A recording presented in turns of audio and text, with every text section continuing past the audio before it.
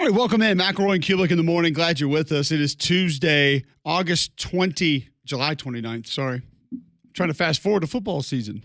Go ahead and get that thing in here. Get it going. A couple teams started camp yesterday in the SEC. Couple more start fall camp today.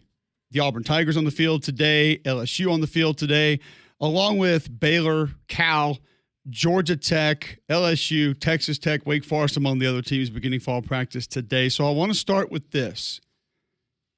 What would give you the most confidence about this Auburn football team if you heard it from a reliable source that you trusted, that you knew was going to be true about how fall practice was going entering the season against Baylor? What would make me the happiest? Or what would inject the most confidence? I don't expect anything around Auburn to make you happy. But well, the quarterback's lighting it up. Yeah, I think any quarterback lighting it up always makes me kind of happy, except for Cam. See, I didn't like that.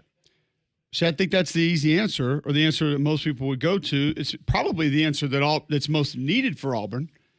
But I'll be honest with you, Greg. After media days, I don't know how I feel about that. You feel like it needs to be something else? No, what's the defense doing? But I didn't get the sense that there's any concerns about the defense. There's not, but the head coach told people at media days that we are telling the defense to let him succeed in practice so he can leave with confidence. Well, he's not telling the personnel; he's telling the coaches. Hey, let's not get too over the top here. Same. So, I would probably need an add-on to that of having said success, while also being guaranteed that the defense was basically being themselves, doing all the things, playing real defense. I would need that on top of it for me to leave with that confidence. Yeah. I do think that's the number one thing, but I'm not going to leave with a ton of confidence there if the defense has basically been giving him completions. Well, I don't know if they're necessarily going that far. Do you? I mean, I really don't know. I just know I don't like hearing that. I think it's fair. I'm just a little bit concerned about how much time and effort you're spending on that. Like, it's not like they're giving them freebies. Like, I still think there's a level of competition in practice. But if they have to end every practice with some positive things for the offense, meaning, hey, let's do some one-on-ones after practice, and the one-on-ones for defense is hard.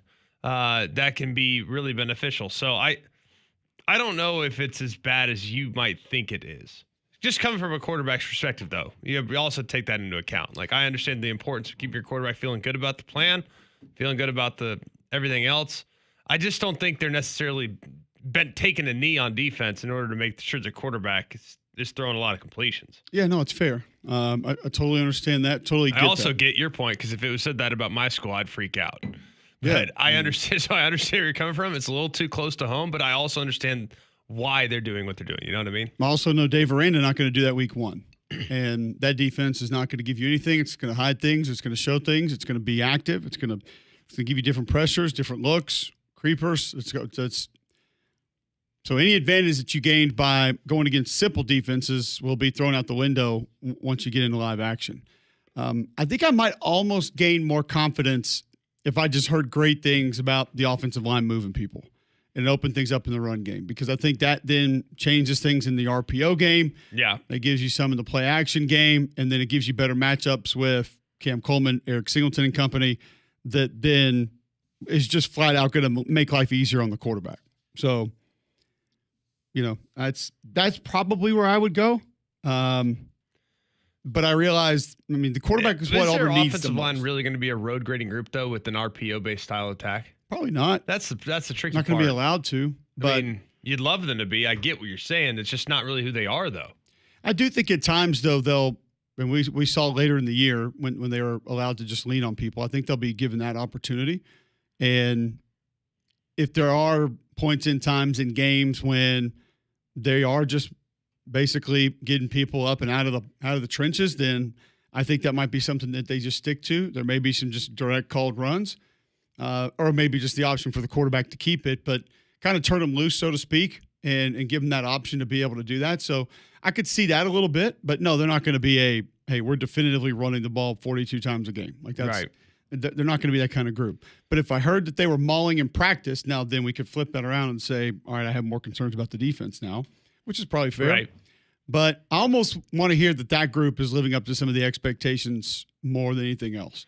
I just think that opens up so much more for everybody. What do you think is the worst case scenario for the offensive line this year? I guess ranking in the SEC, and don't say like everybody gets hurt, like that's understood, but like how bad, like if they are as bad as you think they can possibly be, where do you think they rank in the SEC? They got to be like top 8.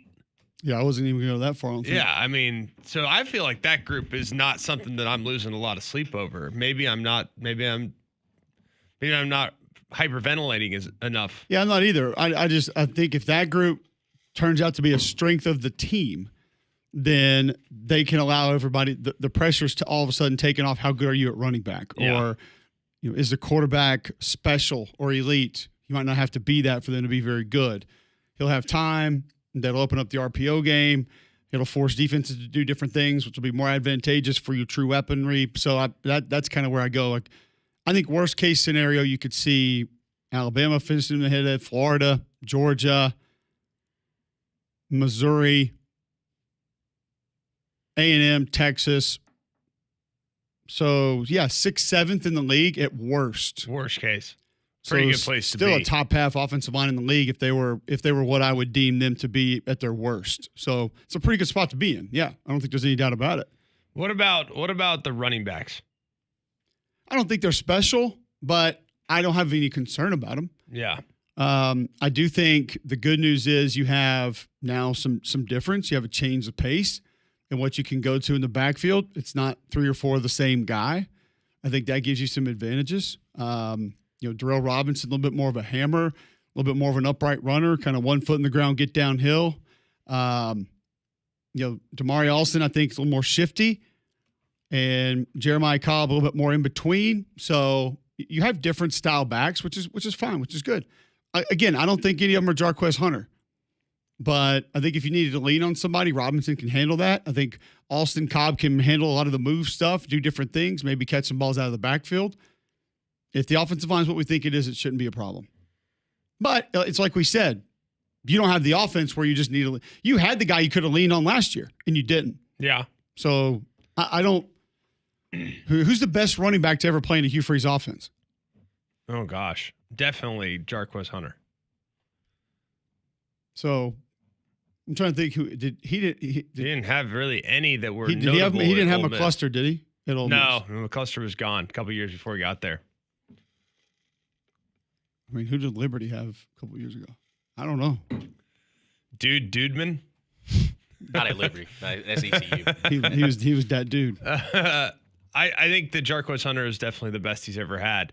But I also think quarterback run game is going to be a really big part of this offense. Yes. And I don't know if I care that much about the running backs needing 20 per.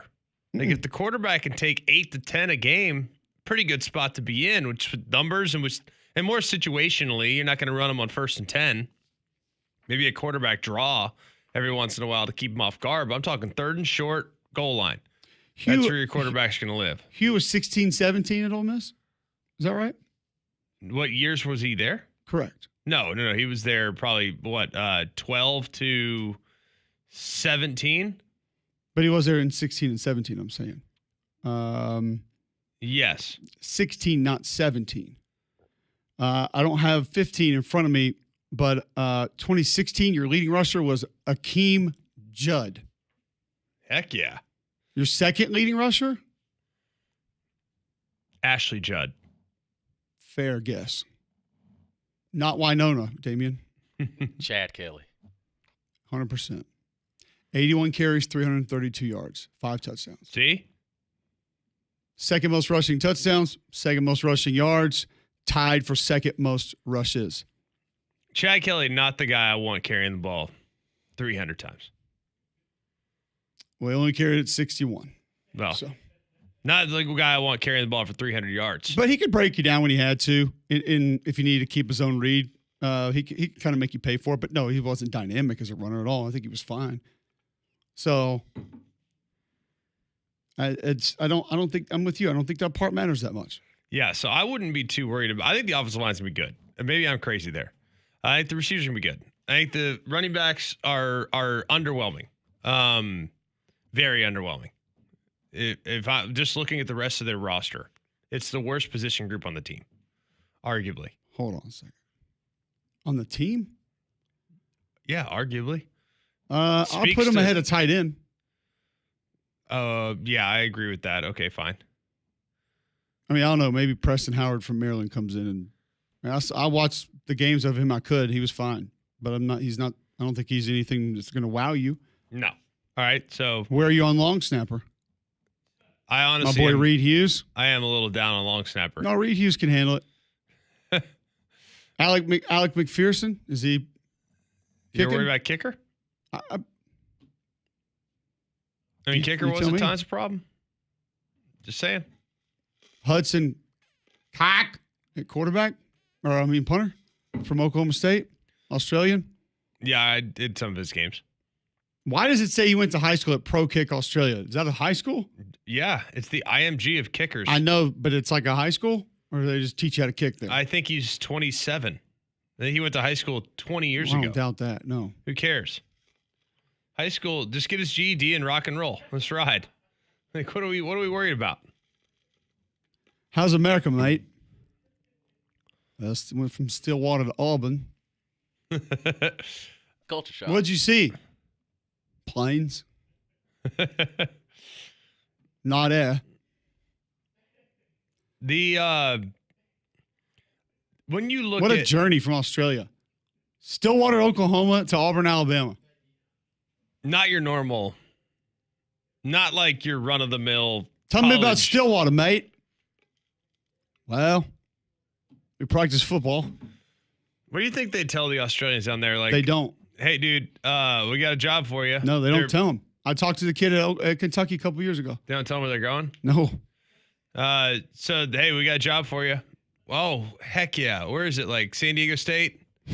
Lexington, Kentucky. Yeah, where is it? Oh, is it UCLA, Miami? right, mate? UCLA. Sorry. You know, I'll even be open to going to Berkeley. I'll go FAU. FAU? Nah. Okay, FIU. Go across the state. How about South Florida? Tampa? Mate, I'll take South Alabama. Put me there by the beach in Mobile. How about even LSU's got to buy you. You know, what about a great city? What about like Dallas? How about SMU? No. Get a good hunt out there? Nope. Hey, you know what? We got a good option for you. You're going to go play at Nevada. It's in a town called Reno. You're going to love it. They got gambling, mate. We're good. And they're all 25, so it's legal. NIL. We cross blackjack in my country. I mean, hey, you're going to Stillwater, Oklahoma. See if you can find it on a map. Honestly, if you're at Pro Kick Australia, what's the worst news you could get? Akron? Buffalo. Actually, not Akron, because you're getting to punt a lot. You're right. Buffalo. They'll know your name. What if you're punting with the wind? Now, I will tell you, I called a game in Buffalo, and I saw a negative yard punt because the wind literally blew the ball backwards. Yeah. Buffalo. Worse. If you can punt in the wind, you can punt in anything, mate. What if I get drafted by the Bills? I'm ready. That is the one saving grace, is that you actually do live in Buffalo and there's some pro sports there. Like, you do. What's better, mate? Niagara Falls or Nokalula Falls? Don't know. But I do know that you can have and you got a bunch of Labatt Blue. Sure, they like that. I don't know if you ever heard the commercial, but Foster's, Australian for beer. Foster's. You can have your Canadian. Foster's terrible. You can have your Canadian tap water there, mate. They want some in an oil can. Seriously, what's the worst news you could get? Buffalo. You're right there by an NFL team, though. Central they might see you. Central Michigan. Kent State. Yeah. Kent But State. again, You're going to punt a lot. a lot. Or Ball State. Ball State's bad. Literally every third possession, you're guaranteed a punt. Are there any that aren't in the MAC? Be careful, because the message boards have been defending the MAC heavily recently. I love the MAC. I'm just saying I wouldn't want to be a punter in the MAC.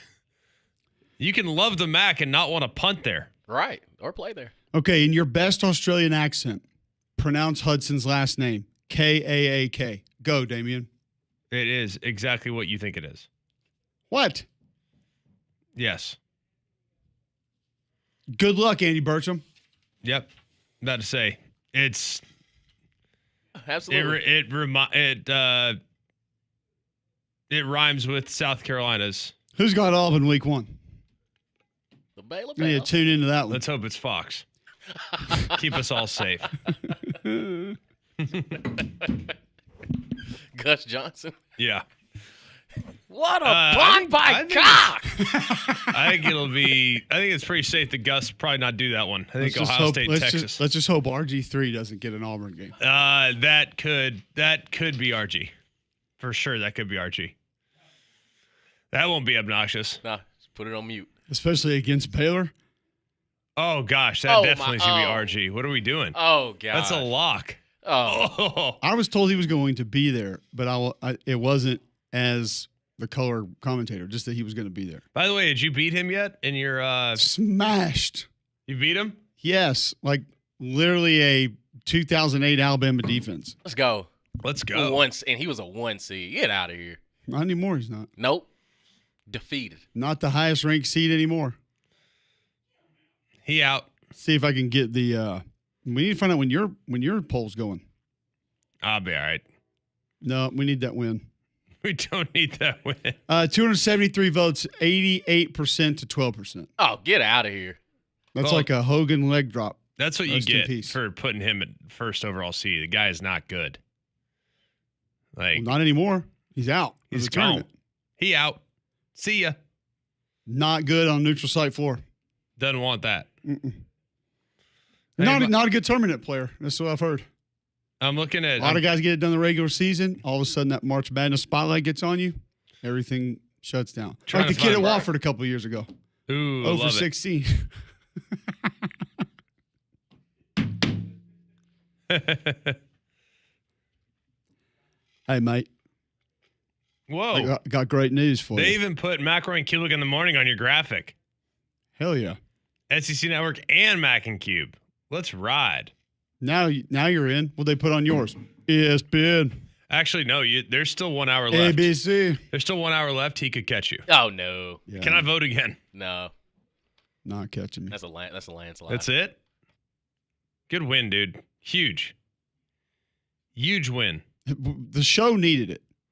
We did need We've that. been looking for some wins. I mean, we didn't know this existed 24 hours ago. And here, little RG3 and who's ever the 24 seed is, and like these guys, they all thought they had it in the bag. And now you get Mac and Cube following. Now we got 273 people that listened yesterday and voted. Who do you think had the worst punting team in America last year? I'm gonna bet This is random. Like totally just. that is pretty It's random. not like as easy as worst defense, worst offense. Like it's not that at all. Like you can't just say Kent State or New Mexico. Like it's just weird. Let's say Air Force. I'm gonna say worst punting team. Discipline, dude. And plus they punt like 2.5 times a game. Right, that's what I'm saying. They didn't Less. have many opportunities. Under. I'm gonna say worst punting team would have been. It'll be someone terrible. I'm gonna say. I'm gonna say New Mexico. Boston College. 36.5 yards per punt. Second worst, Troy. 36.6 yards per punt. By the way, LSU is 126th. 126, eh? South Alabama 124. We don't punt well in this state. Army 120, so you weren't too far off there, Damien. Texas 103. Well, how come the SEC is not spending money on punters? I don't know the answer to that. I'm okay with it though. I want number of punts. Who do you think had the most punts in America last year? Most punts That's in so America. Easy. Sorry, I should have done State. that. Yes. It's 83. so easy. 83. Next closest was Duke with 77. Dang, Duke won 9 games. Right. And then Kennesaw State must play some nasty defense. Their D-line's going to be good this year. Kennesaw State next 76. Temple 75. Tulsa 71. Tulsa also, by the way, was the third worst punting team in the nation. Buffalo, 9th. See? most punts. That's why you want to go there. See, you said don't go there. I said I don't want go Auburn. there. If I'm a punter, I don't want to be on the field. How you going to make your money, mate? Just warm-ups. That's the point. Watch my hang time. Yeah, warm-ups just blasting balls into the stands. So I forget the kid of Kentucky a couple of years ago. I'll tell you the story that he shared with us about how he ended up in Lexington, because I do think, as Greg sort of alluded to, it's a little bit different than all of us believe and think. But first, I'll tell you about my friends at Train. Yesterday was hot. It's not going to be any different today. Keep your home comfortable with an affordable Train cooling system. They've been recognized as America's most trusted brand 11 consecutive years. And they're the official cooling partner here at Jox. Find a comfort specialist near you at train.com. It's hard to stop a train. Just what you ordered this morning. More punting talk. Let's ride. Next on McElroy and Cubelic in the morning.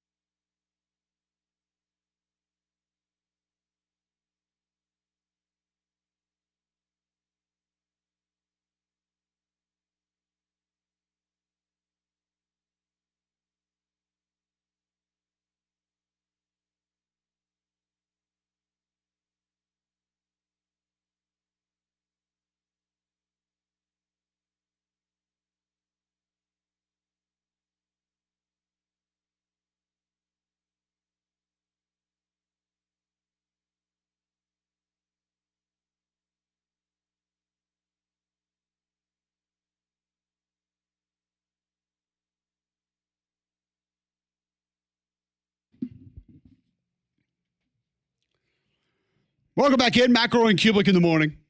7:24 right here on Jox.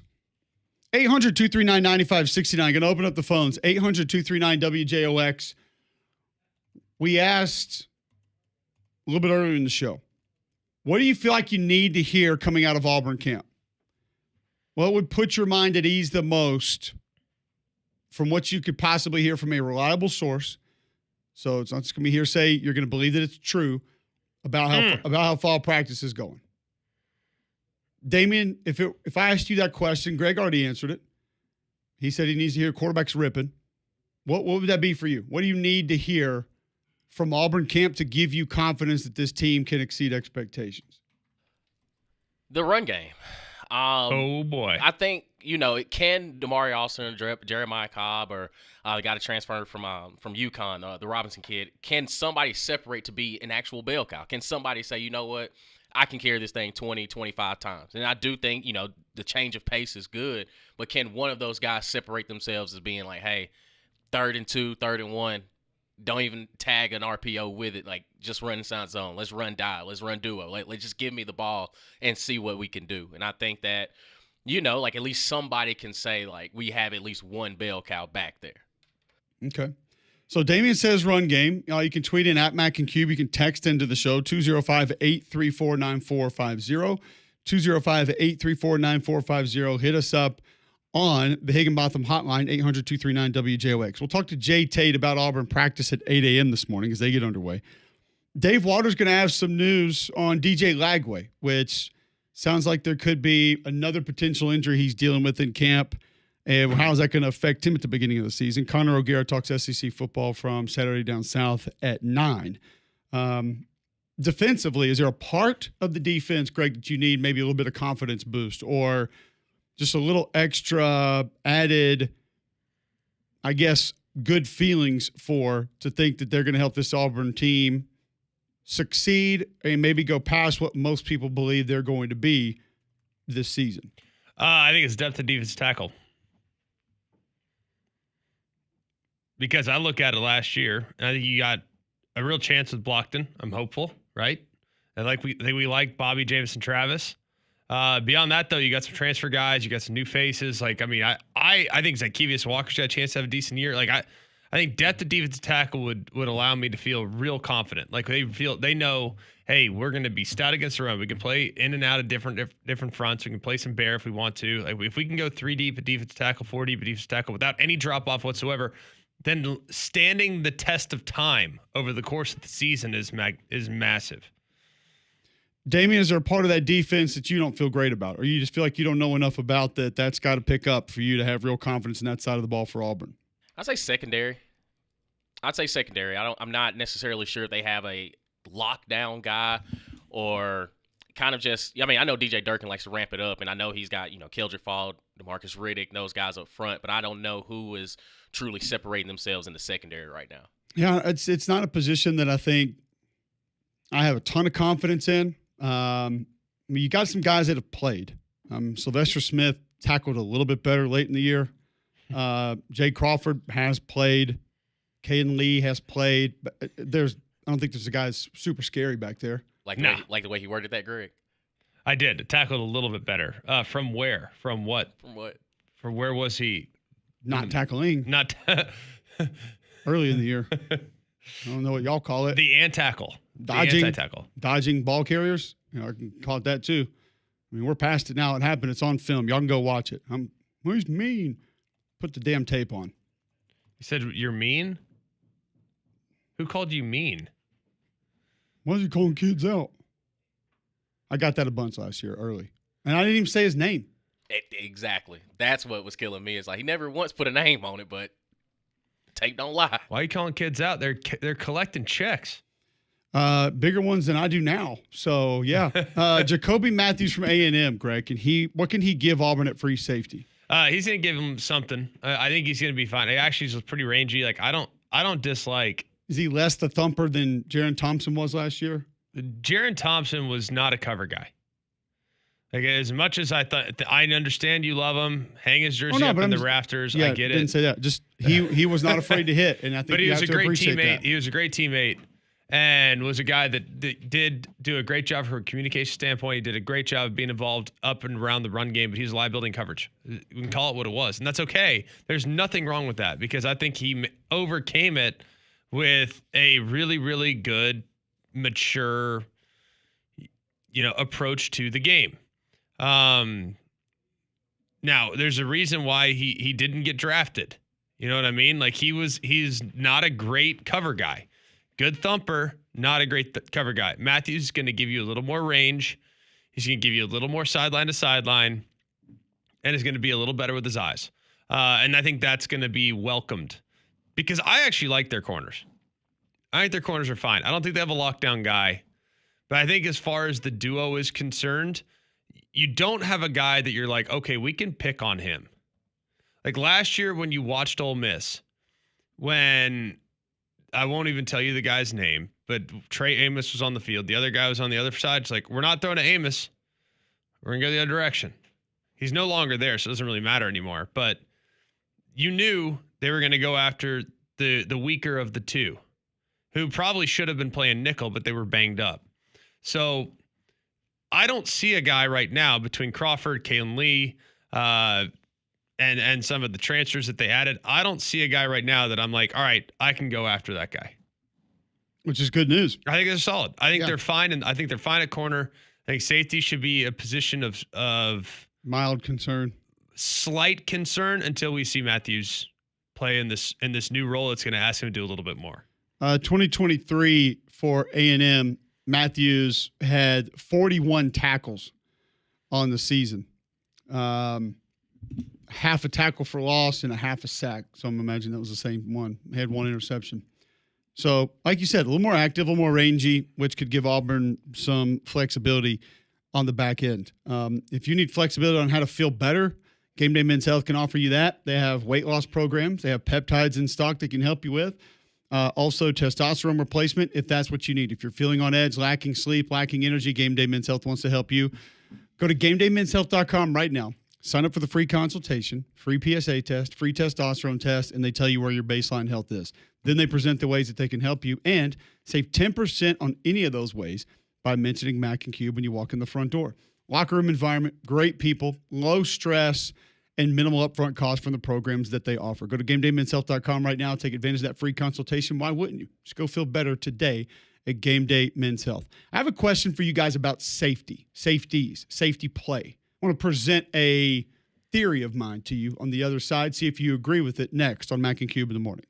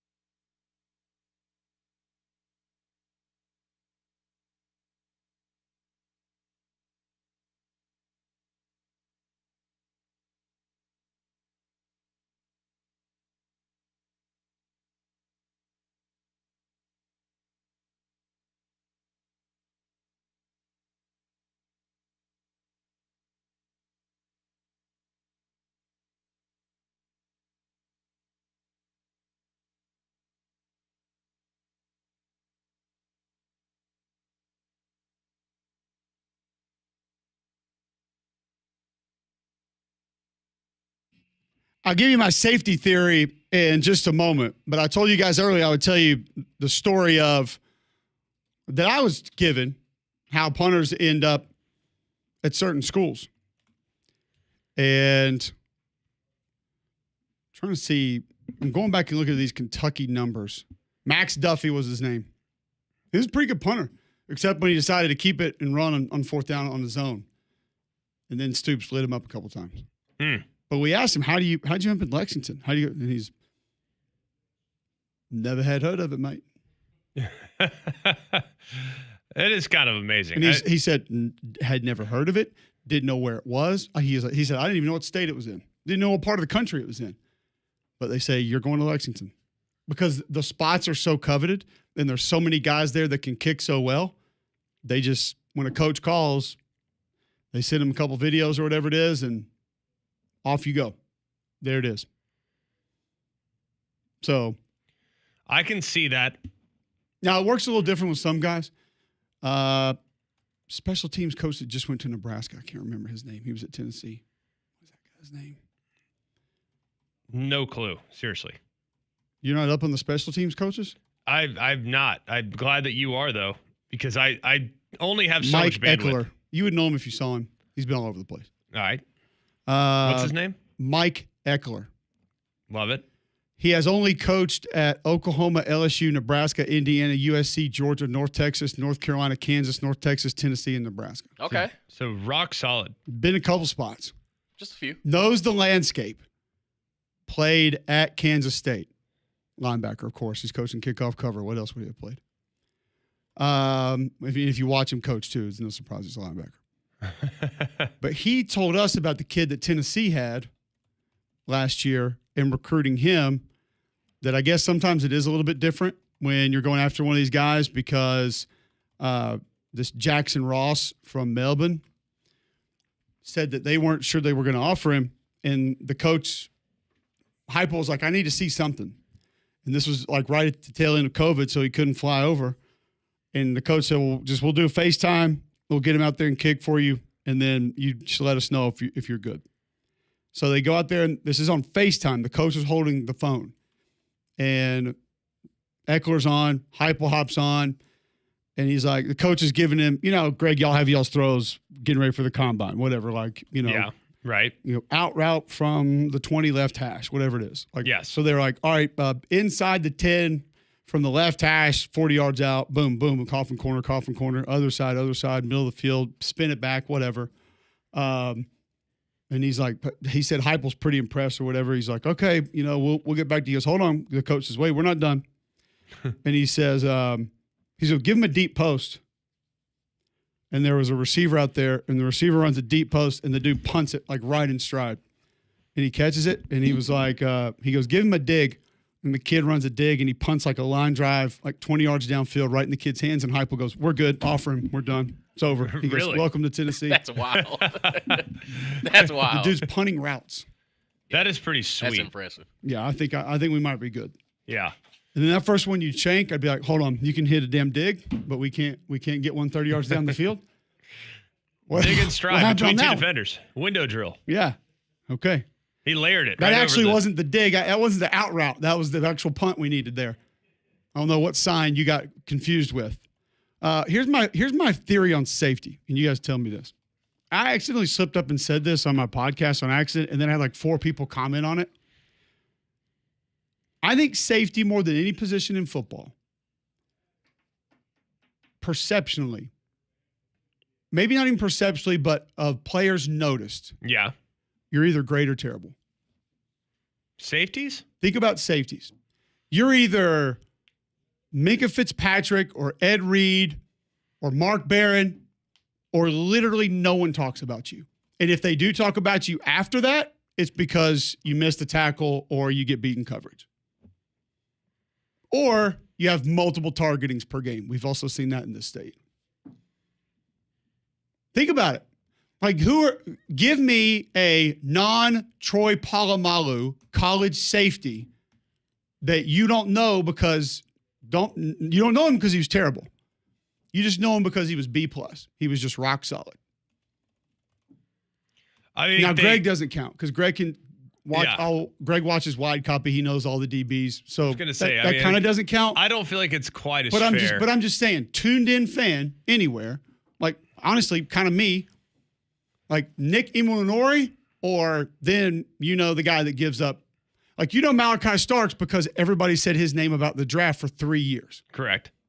But like even Greg will tell you, last year at Georgia wasn't great, but we still talked about him because of his draft prospectus. Like we can sit there and give you, man, that guy's a super solid wide receiver.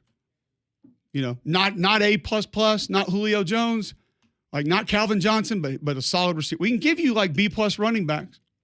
I can give you a bunch of B+ guards and tackles. Linebackers, man, that kid was pretty good. See, I feel like guard is probably number one. What's this? That's offensive line's not fair. Yeah, but that's kind of number one. Like if you cannot even be good, but if you're the 1 week, we know who you're talking about. Pick one. There's 1,000. No, there's one for you and I that will always be the that's standard. accurate. But like people will think you're good because you're 6'5", 330. 2-year starter. I don't know. I just think, but here's the flip side of that. How many people are walking around telling you how good certain guards are? You're right. I don't feel like there's that many guys that are going. Like for example, Malachi Starks did not have a good year last year. No, I think safety in general is almost kind of a forgotten position. That's what I'm saying. Like, unless you are really, really good, no one talks about you. You get no run. How many positions do people actually talk about? Well, that's also fair. I mean, that's. But we've had some tight ends that people love to talk about. Yeah, well, I mean, those guys can moss on folks. You still get some linebackers every now and then. Like Zacoby McClain was a B+ linebacker. I think he was a little better than that. Yeah, I'm not taking away from him, but like size, physically, he was limited because he wasn't huge. But man, that dude's all over the place. Like making tackles, left and right. Fun player to watch. I'll give you another one, like from a linebacker perspective. Remember Grant Morgan at Arkansas? Yeah, I do. Physically limited, not going to get drafted high, but a really good college linebacker. Like knew where to be, was going to be there. Now, if he had to cover Kyle Pitts one-on-one, we got some problems. But he was never going to be in the wrong place. And if he had a one-on-one shot, he was usually getting the guy to the ground. Fair. I just feel like safety is, we know that guy because he has a couple big hits, great interception, scoop and score, fumble, whatever it is, or we don't talk about him. That's true. You basically, I feel like the only way people can ever evaluate whether or not a safety's any good is if he makes interceptions. Or gets beat. Or does Troy Polum other things. Yeah. Or on the flip side, if he whiffs on tackles or gets beat in coverage all the time. But nobody ever sits there and goes, you know what, man? That's like he's rock solid. That was like no one, you don't get that. Give me another position of guys that are rock solid, but we don't know any of them. Offensive line's fair because nobody's walking around going, man, so-and-so guard is really having a really good year. That doesn't happen. I'm like Tyler Booker, yes, because he got legit hype because he was going to go high in the draft. We talked about him almost every day. Like Quentin Nelson, Trey Smith, yes, but like other guards that are just solid good, nobody talks about them. But that's just offensive line in general. Yeah, that's not unusual. Like how many people outside of us were talking about Parker Brailsford last year? I never heard anybody nationally mention his name. No one. We talked about him relentlessly. Connor Tollison, who said his name last year? I didn't hear anyone say his name. And the center, actually center might be next in line because you either have bad snaps and you're the worst ever or no one mentions your name, which is kind of the way you want it because I think people are just looking for the reasons to be mad at you. And if a ball is 4 inches to the quarterback's left and he throws an incompletion, well, boom, snap, got his timing off. Right, Greg? I mean, it's always the center's fault. You know that. I've never. Always. No. Linebacker runs free up the middle. That's a center. That one's on the center. No doubt. I feel like there are more than. Well, Sean, that center just missed this guy. But there are more people that look at offensive line play, especially the interior of the offensive line. We can include centers in this mix. And people will tell you this guy's amazing, and he's actually not good. It's fair. A lot of it depends on scheme, too. And there'll be a lot of guys be like, this guy's terrible. And you're like, hang on a second. You watch him? Like, he's absolutely bulldozing folks. McLaughlin. What's that? Yeah, he wasn't bad. I just had people tell me how bad he was. Yeah. Who won the Remington last year? Yeah. Well, the Remington is a stop. Probably a bad example. Not for him. Let's not get carried away. I mean, that's not exactly an indicator of like elite level play. No disrespect. No. We've seen a few people bring that thing home that are like the 19th best center in America. Whoa. Well, we know who's not the 19th best wealth advisor in Alabama. That's our friend Tad Hill, your trusted retirement planning partner. Tad, the co-host of the Retire with Freedom radio and TV shows in Birmingham, Huntsville, also been designated by Forbes as the #1 financial securities professional in the state of Alabama multiple years running. Tad, what do you have for us today?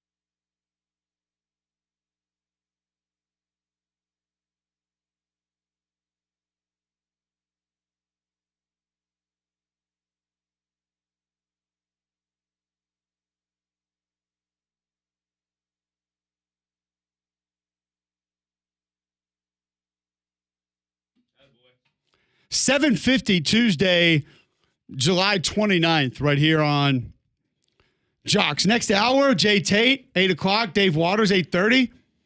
Going to talk to us about Auburn starting practice and what's going on with DJ Lagway. First, Greg, tell our listeners about Shannara Flooring. Well, Fu and his guys have built a company on foundation and trust that is second to none. Here in the great state of Alabama, you can go and check out the amount of inventory that they have on their shelves right now. 40,000 square feet of Cortec flooring in stock. That's from Shaw. And you can get $10 off per box when you order it from Shannara Flooring. Cortec is that 100% waterproof, pet-proof, super durable flooring. If you're ready to upgrade some of the areas of your home, some of the floor in your home, whether it's carpet, what have you, sky's the limit on what you could save. Like I said, $10 off per box with Shaw Core-Tech flooring. So you can also get other things too. That's not the only thing they can get you. They can get you all types of different things. You get 12 months financing with approved credit. You can go see it all online by going to Shannara Flooring at fooandyou.com. I want to just find out if there's any relatability to this here. We're going to get away from sports for just a moment because I saw this tweeted out yesterday, Greg, and I'm pretty sure you haven't seen it. Damian, you may have, but I want thoughts on it. 800-239-9569. When we go to Chick-fil-A, when we pick it up, I always order an extra fry for the ride home because the kids incessantly are going to ask for fries on the way home.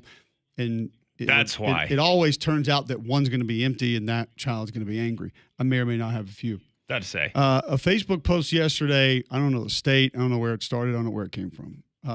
Responding to, I think this is what this is, Google reviews actually for Outback Steakhouse somewhere. I'm going to guess either in the Midwest or the South. Those are my guesses. Okay. Diana comments, I am absolutely livid. My husband drove all the way to pick up your Outback order, our Outback order, and you people forgot the bloomin' onion. That was the only thing I wanted. 1 star. 1 star rating. Tough putt. 15 minutes later.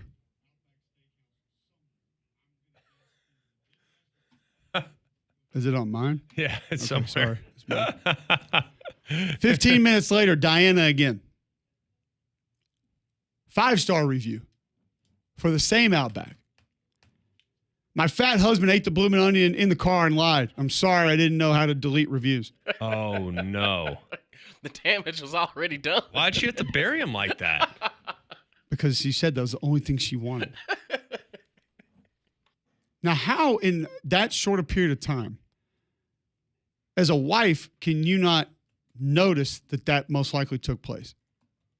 Is that gentleman, does he have like a secret toothbrush stash that he... Right. He would have to have all the windows down and had somehow brushed his teeth, washed his hands. And, I mean, I know because I feel like I'm a professional, would have not had to have spilled any of the sauce because you're not eating just the onion. Nobody's doing that. No. Nobody's that crazy. You have not any spilt sauce on Why can't you do just the onion? I would reference you as a psychopath if you did that. Okay. If you had the opportunity to eat a bloomin' onion. By the way, what was Applebee's ripoff a couple years ago? Remember they used to have that? It was not as good, by the way. It was not close. I don't know if like the batter was different, whatever it was, but it was not as good. Okay. Either way, I can't trust you if you do that. You go in the vaping category immediately. Wow. Tough. It's like Public Enemy said, can't trust it. But what's the most biggest item you've housed on the way home? Housed? Golly, that's a tough question. Yeah. I know mine would be a Milo's grilled cheese and large fry on the way home because that was kind of a side item. Those are extra items like for the ride home. But that is a. I'm not saying that's a ton of food, but that's not like a ridiculous amount of food. Yeah. Actually, if I could remember my college days, I would imagine that there were some fast food meals that were done before I got home. And we're not talking about like a 20-mile ride home, more like a 2-mile ride. Just 2, eh? But those there was some damage done then. I can remember a buddy of mine, TJ Mears, who's from McElroy, Georgia. Yeah. One day told us how there were extra items that he always ordered specifically for the ride home. Like had to have an extra fry, had to have something else like, I don't know if it was a dessert or what else for the ride home specifically. Okay. Had to have that. Do you strategically get more because you know something's going to be gone? Probably. I think you almost have to. Every time for me. Dave in Hoover wants to chime in on the Higginbotham hotline. Welcome in, Dave. Yeah, about 12 years ago, I'm over visiting my grandmother. She sends me home with 2 homemade jars of pickled okra. I ate both jars before I got to the house. How long a drive are we talking about? 15 minutes. That's not that far. That's kind of far. I mean, that's a reasonable. Are we talking like old school mason jars or like the little bitty jars or what? Oh, yeah. No, old school mason jars, homemade in the house. She That's said, "Yes, damage. take these with you." That is straight Yeah, damage. that's doing work. Yeah, I walked in the door and had to go. I was sick. I had to go straight to the bathroom. Just, what are you doing? Not And feeling good. Car sick. Jackson says, he ate both jars, Mom. She goes, both jars of what? Come on, kid. Pickled okra. It happens. I said, you sold me out. I'd already dished the jars in the garage. Nice. Yeah, that's when you got to do it in private. You That's don't. right. You don't want. so You do good. not want that out there. Like that's got to be done. Thank you. Solo in the car. Does every family with multiple kids have the one kid that's just so much further ahead as the rule follower? Yes, We got one in our house. it's your oldest. It's actually not. See, my oldest. It's our youngest. Captain rules. Rule Mommy dog. said we can't do that. I'm like, you could have done it. Yeah, we all have one of those. All right, back with Jay Tate to talk Auburn practice next.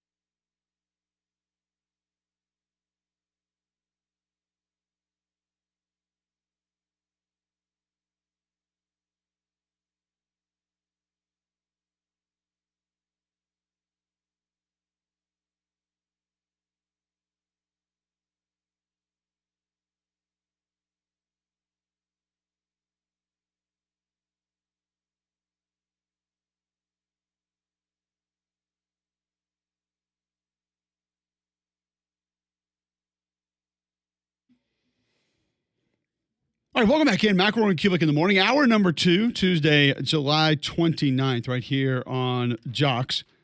Going to get to Jay Tate in just a moment. Talk Auburn opening up practice today. First, Craig, tell our listeners about Bromberg's. Well, Bromberg's been my go-to for a very long time. Been very grateful to the experiences that I've had.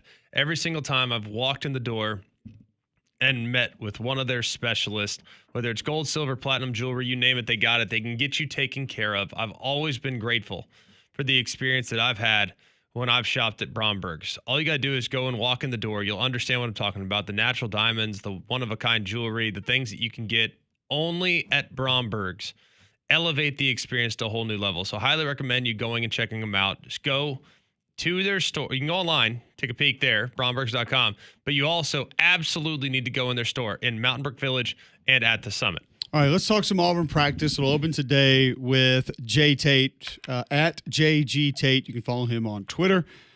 Find his work at Auburn on 3. Jay, we had the question circulating here on the show this morning, and you'll be closer to it. You'll hear more. You'll see a little bit more than we will. What would give you the most confidence about this team maybe reaching its ceiling that you would hear through fall camp from a trusted source? So what would you need to hear from somebody that you believed, that you knew wasn't just giving you coach speak, that was happening in camp that would make you feel that much better about this Auburn team? Yeah, first of all, thanks for having me on, guys. Secondly, the thing that I would want to hear is that Jackson Arnold is making great decisions in scrimmage situations, situational stuff or just full team stuff that's going to happen in a couple weeks. That's really what I want to hear. And also, my key thing about this team is I want to make sure the offense is organized and is, managed well from the coaching perspective, because to me that was the biggest problem last year, not Peyton Thorne. But I think that with Jackson, they've got some things they can do with him that they couldn't do with Peyton. And I want to make sure that they can handle that and manage that better. But the fact that he's making great decisions when he's comfortable in the offense, in a scrimmage situation, that would give me that make me feel pretty good about it. See, I love that you went scrimmage situations there. So I'm going to let you settle this between Greg and I. Hugh Freeze told multiple people at media days that he's essentially telling his defensive staff to make life easy on Jackson Arnold to boost his confidence at the end of practices. I became very concerned hearing that. A couple of other people that I know that cover college football in Atlanta 2 weeks ago also became concerned. Greg shrugs that off. So you don't think it's a big deal. Where would you be, because you've been around Freeze more than we have in Auburn, understanding certain things and how they operate? Which side of the fence would you be on with those statements? Well, I don't like being put in that spot, Cole, because I respect both of you a lot. And I know you like to have it tough because you always did when you were playing center, and Greg might be a little different because he's a quarterback. My guess is that they're probably going to be kind of soft on him, honestly. And the reason I would say that is because of all the personality test things that Hugh's been talking about. I'm somebody that has 2 degrees in psychology. I think they're trying to make sure that Jackson doesn't get, thunderstruck or just kind of weirded out by things that are going on. So maybe they try to find ways to keep him out of trouble, at least initially. I don't think you can go the whole way through camp like that, though. Yeah. Because you got to put him in some tough spots eventually. Because you're going to face that against, Texas A&M, Alabama, LSU, et cetera, et cetera. So, I don't know. You can't go the whole way with that. But I bet they go off in the beginning, yeah. I think it's okay to make sure that he has a good feel for the system, and ultimately – I think what they mean by making sure he feels confident is that he knows how the play is supposed to be executed. Doesn't necessarily mean that the defense, you take the gloves off. Doesn't even necessarily mean the defense can't run their best stuff, but he needs to have a great, confident understanding of what the offense is doing more so than how the defense is defending it. That's the way I interpret that, but I could be totally wrong, and I totally understand why Cole doesn't want his team to, quote, go soft on their quarterback because nobody else will. It makes sense to me. I get it. But to me, it's quarterback by a mile, Jay. We're completely on the same page. Yeah, maybe it's just like double-A pitching, Greg. You're just putting guys up there who are pitching hard. They're trying to strike you out, but maybe they're not quite as good, and maybe you don't use the exotic blitzes. But I don't necessarily know if they would do that anyway in that situation. But I'm with you. They just want to get him off and comfortable with the offense. I think they know he got really jarred at Oklahoma last year for reasons that are numerous, and they just want to make sure they don't do it this year. And I think it's smart because they certainly did some of that to Peyton last year. I thought some of the stuff just didn't make any sense, and there was a syntax error when it came to administrating that offense last year. I really do. I think they put Peyton in bad situations, and I think they're going to try to avoid doing that to Jackson. Jay Tate with us on the Higginbotham Hotline discussing Auburn camp opening today. Are there things that you have questions about with this team that you think you get learned today, be it roster, injury, anything of that nature? I think that one thing you could learn maybe today or tomorrow is about Malcolm Simmons. The outstanding wide receiver who got picked up on a domestic assault charge last week. Some people said, he'll be off the team immediately. He's not off the team yet. So we'll just kind of have to see how that plays out. That would be the one thing. Well, do we have any more updates on that? I mean, we know he's currently, not with the team, and upon getting more information, is there a timeline as to when that information could become available? Nah, the wheels of justice turn slowly a lot of times. I mean, I would think it would take another couple weeks to actually get, for law enforcement anyway, or Auburn probably doing their own investigation as well to get to the bottom of that and figure everything out and get a feel for it. But if you want my opinion, as someone who's just kind of been listening and keeping an eye out, I think he's going to be practicing. There you go. Jay Tate giving us an update on Malcolm Simmons here on Mac and Cube in the morning.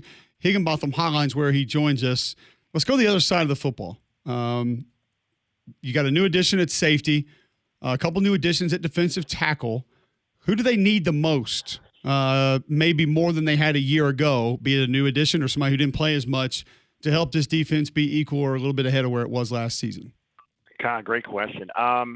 Probably, I love their depth at safety, and I feel like New Boy Fagans, Anquan Fagans, I think he's going to be a special player. I think he's going to be a special player soon. They're okay at safety, but I'd like to see them have a little more star power back there, and I think he could give that. So he's somebody that I will be keeping a very close eye on. And also, I think they need to be better at interior tackle. Dallas came in from Western Kentucky also. He had been at A&M before that. He's a guy that could step up. Can Bobby Jamison Travis be a guy who's a really reliable, 20 or 25 snap guy, run stopper inside? I think their biggest issue for me, at least from my perspective, is stopping the run, something they didn't do great last year. But they've got a lot of options now where they didn't have that last year. And so I just want to see if that can get better and if somebody or two guys maybe can step up there and get something done. I think that's where it all starts on defense. But the thing is, DJ's been doing a great job of layering his roster. He's got the starters, he's got the challengers, and he's got the developmental guys. He's done a masterful job at roster management, and I think this defense is going to be ready to roll. I really do think they're going to be good. It's just those guys got to step up inside. What would be the biggest surprise for you defensively this year? Because I keep kind of going back, and I think they're going to be good everywhere. I don't know if they're going to be elite anywhere, which is fine. They weren't elite last year, and it's a rock-solid group from top to bottom. So what would be the biggest surprise that would maybe take this group from good to elite? Kieran Crawford, maybe. I mean, because I think Keldrick Falk's going to be really good. He's probably the de facto star of that defense. I'm not sure that some people think he's going to be like a top 5 pick. I don't know that. I do think he's going to be kind of a first rounder because he works hard and he's got a great body, and I think he's going to put up some numbers. I just don't know that he's an overwhelming talent, that he's a guy who's just going to kill it out there.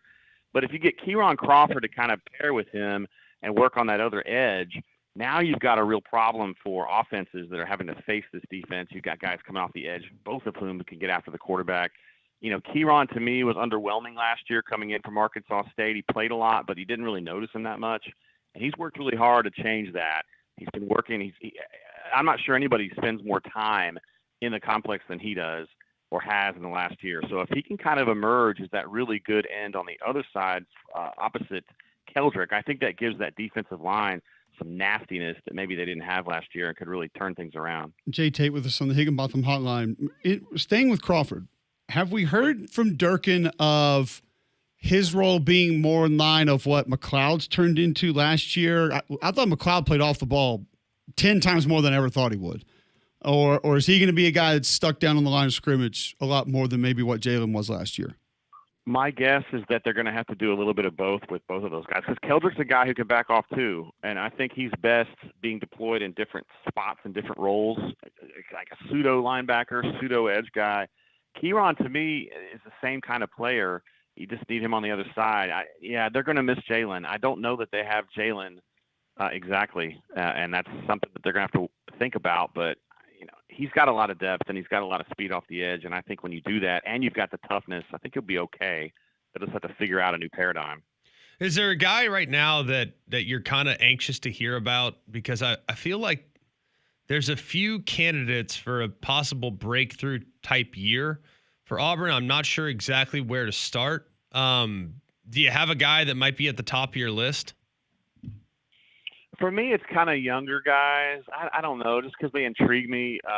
Blake Woodby, who's really stood out in the spring as a cornerback. I mean, they're good at cornerback with Jay Crawford and Kayan Lee, but I mean, people were like blown away by him. So I'd like to see if he can step up. Morris Williams was a guy I was really high on last year, and they've been really high on this year as well. Can he jump in there and do some stuff as well? He's got a great body and a great motor when he's playing. Can Sam Turner get in this lineup at all?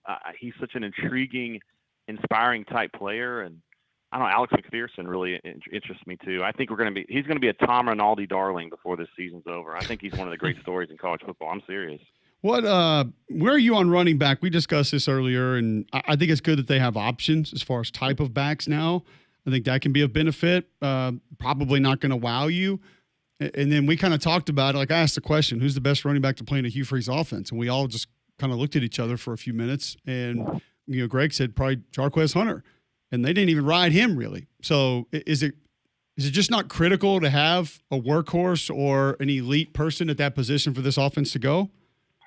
Yeah, I think you're right. I think they're more of a passing offense, really. And Jarquez was a nice bell cow type tailback, and they rode him some last year. I thought he was really good, but they don't use him enough, in my opinion. Hugh never does. I mean, he just likes to throw the ball around a little bit, and that's where him and Gus are a little different. I like where they're at tailback, obviously. I mean, Damari to me is more of a spot back, like a scat back. He's got a very broad base of skills, but I don't think any of them are super good. Probably blitz pickup is what's going to help him play more this year. Jeremiah Cobb, I like him a lot. He's from my town here in Montgomery. And Darrell Robinson is the guy that I think eventually is going to be the number one back. I think he can catch it. I think he can run it. I think he's got some juke to him. I think he's got some high-end speed. He's finally gotten over this turf toe that's been bothering him since he was in high school, and I'm excited to see what he could do. I think he can be a stud and take people over. I mean, just surprise people, because I don't necessarily think people are talking about him right now. He's got a little different level of physicality than everybody else, that's for sure. Jay, great stuff. We always appreciate your insight. We appreciate your time. Thanks for doing it. We'll catch up soon. All right, guys. See ya. There you go. Jay Tate covers Auburn for the Auburn On 3 site, and you find him on Twitter at JG Tate. We'll follow up on a couple of the things that he said, maybe where that shifts our attention as Auburn begins practice today. 800-239-9569. If you want to get in, your thoughts on what you need to hear, what you need to learn from Auburn's practice this fall before they open the season against Baylor. All that and more next on Mac and Cube in the morning.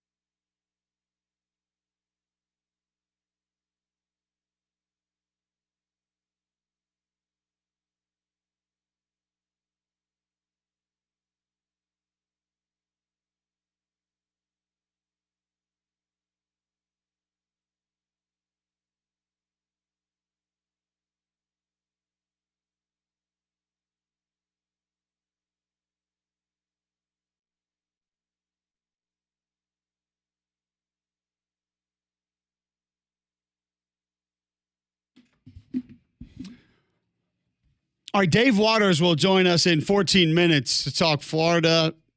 DJ Lagway, what the prospectus is there. Is he potentially dealing with a new injury in fall camp? Another DJ Durkin, Greg, trying to lead that Auburn defense back close to where it was a season ago. Had their struggles at times, but more so than not, I feel like they exceeded expectations, maybe past what a lot of people thought. And I feel like they have the makings to do that again. Not be a dominant group, not be a group that really overwhelms you, but just super solid in a lot of different ways. Yeah, and I think they're going to be very solid. I'm not really that worried about them.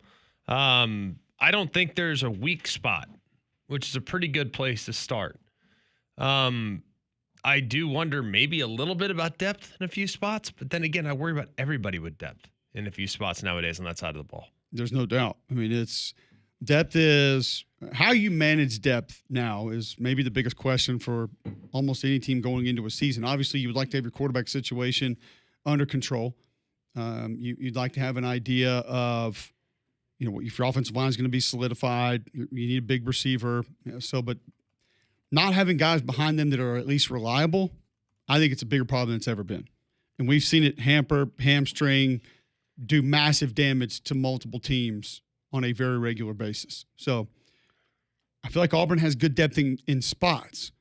Receiver, offensive line, which is rare for a lot of teams, running back. I think linebacker's okay. Jay just mentioned safety depth as potentially being a strength for this Auburn team. I think D-tackle we're a little concerned about. Maybe even edge a little bit concerned about, because Jay's sitting there talking about Kieron Crawford's got to turn it into something that they're not sure he can be because he wasn't last year. Yeah. Can he be Jalen McLeod, who was almost an off-the-ball linebacker? I'd love a breakdown of Jalen McLeod off the ball, on the ball. I think he was off the ball more than he was on. And I don't know if Kieron Crawford can be that guy. So how hard does that make things for DJ Durkin this fall? Well, I think that's part of the challenge with this group is figuring out, okay, who does what best. And I think last year what made them really, really salty is everyone kind of knew their role. Everyone knew their responsibility. Everybody knew what they had to do within the scheme that was called to make sure that the unit was cohesive. They were very cohesive last year. Like, you didn't get cheap freebies from them very often. Like, you earned the yards that you gained as an offense. So I think that is part of the challenge is you have a couple guys that are kind of tweeners that can play a few different things for you, figuring out what they do best and how they best fit into the scheme. That's something I think they got to figure out in fall camp, because I don't know if you're going to be able to find the answers once you get into you might have some time during the season to kind of figure those things out, but it's not an automatic. No, and I think you're going to need the defense week one. Now, I'm not saying any team can go out there and just not play defense. There's no doubt you're going to need the defense week one. That goes without saying. For a lot of reasons, one being this is going to be a tricky defense, but based on structure only. We're not even talking about players' bodies, but on structure alone, this will be a tricky defense. And then I think Baylor's going to want to try. I know there are going to be more spread principles inside this offense now with Spavital, but I think they're still going to want to be a ball control offense. This is going to be a hard first game. We have documented that 100 ways. We are on record with that, no doubt. Like there, and you don't think for a second Spav would not love an opportunity to just light up an SEC team week one? I think they all would. Him more than ever, though, because he spent so much time in the league and at one point was the darling of the SEC as a play caller, and has kind of bounced around, has been in Cal, have been a few other places. Like, now I think it's pretty significant that they get him going in a big way. I think he's got the quarterback, he's got the running back, he's got some weapons. Like, they're going to be really good on offense. I don't know how good they're going to be along the offensive line. Relative to what Auburn will see as the season goes along, they're not going to be bad up front. They're just not going to be a dominant group. But with how he can mess with you and how he can kind of attack you, that's going to be a challenge. I would agree. I think most people would also agree, which is kind of where that is and where that's going to go, referencing that Auburn defense and how it's going to look against Baylor. I mean, we tried to warn people, Greg. I just feel like so much is beginning to stack up against Auburn in that game. And it begs the question for me, what is Auburn going to need the most in this matchup? Because I think you can bounce around based on what what is Baylor going to be and where are their strengths going to be? Because their strengths could still be stretch play. They could be better pushing the ball down the field. Could it be offensively just plain and simple diagnosing what you're getting on defense? Like not giving up free runners to the quarterback. Not throwing in a double coverage that you thought was going to be single coverage. Not turning guys loose in the run game because the look changed late or wasn't exactly what you thought collectively as a group. Handling the noise, the environment. I bounce all over the place on it.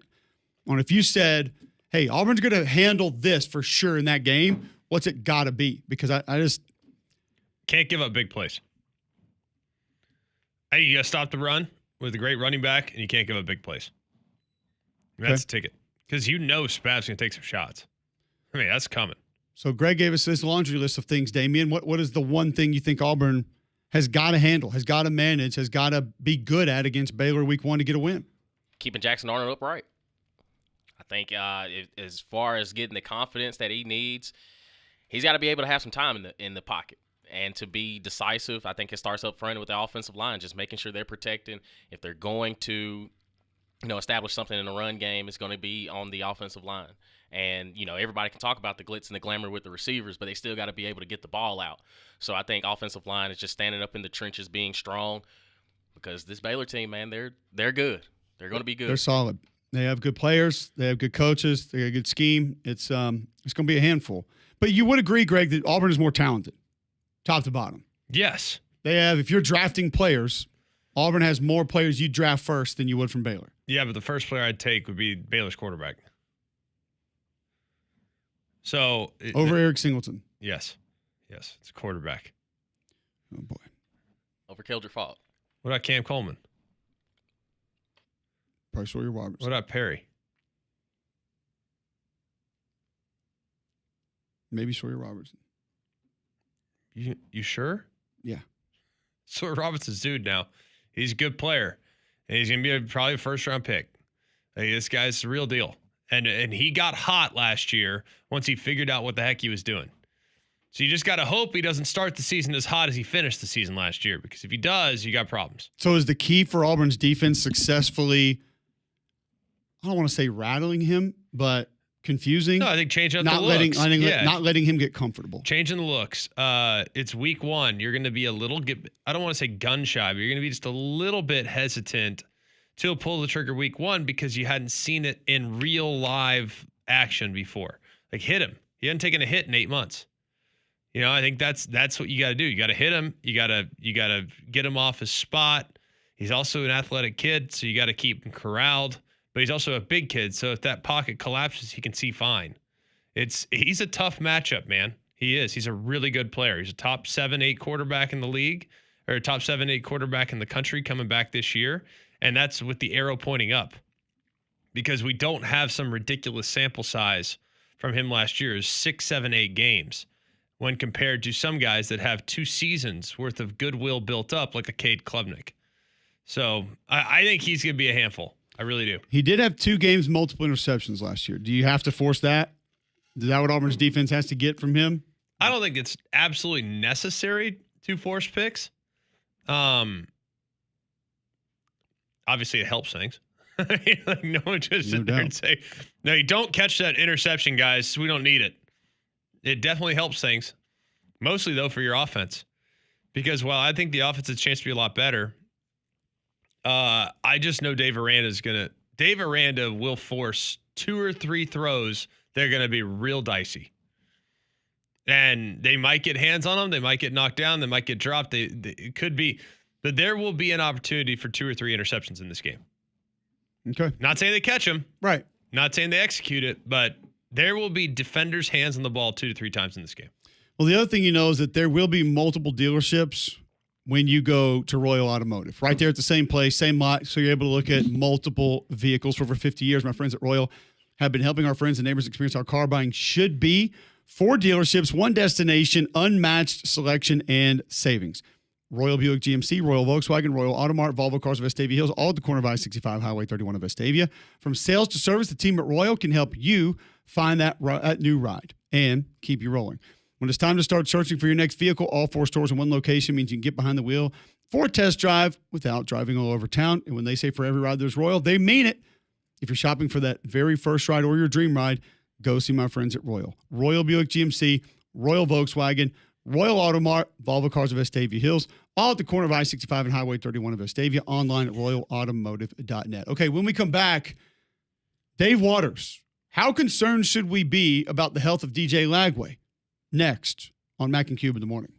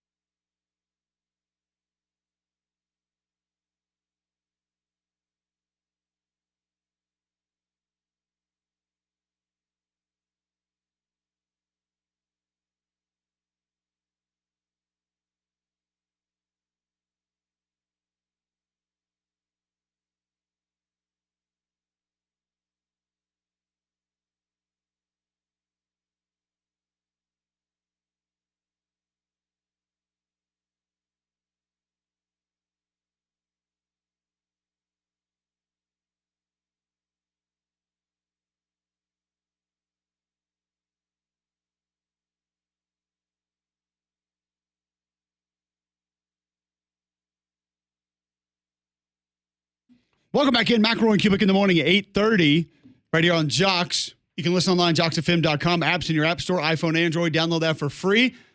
Go hear the podcast there on the app, and it'll also direct you to YouTube, where you can watch the show live each and every day. Bill said Buick GMC is the GMC Dealer of the Year, the national champs of GMC dealers. We have long been going to Bill Smith Buick GMC and have always appreciated the experience that we've had. All you got to do is take the short drive up to Coleman. You'll see what I'm talking about. I-65, exit 310, Highway 31. It's incredible the deals that they have on the lot, and I promise you they will take great care of you. That's why 75% of their business repeat customers is because you have a better experience when you shop with Bill Smith. You can get a GMC Sierra 1500 SLT, $14,000 off the sticker.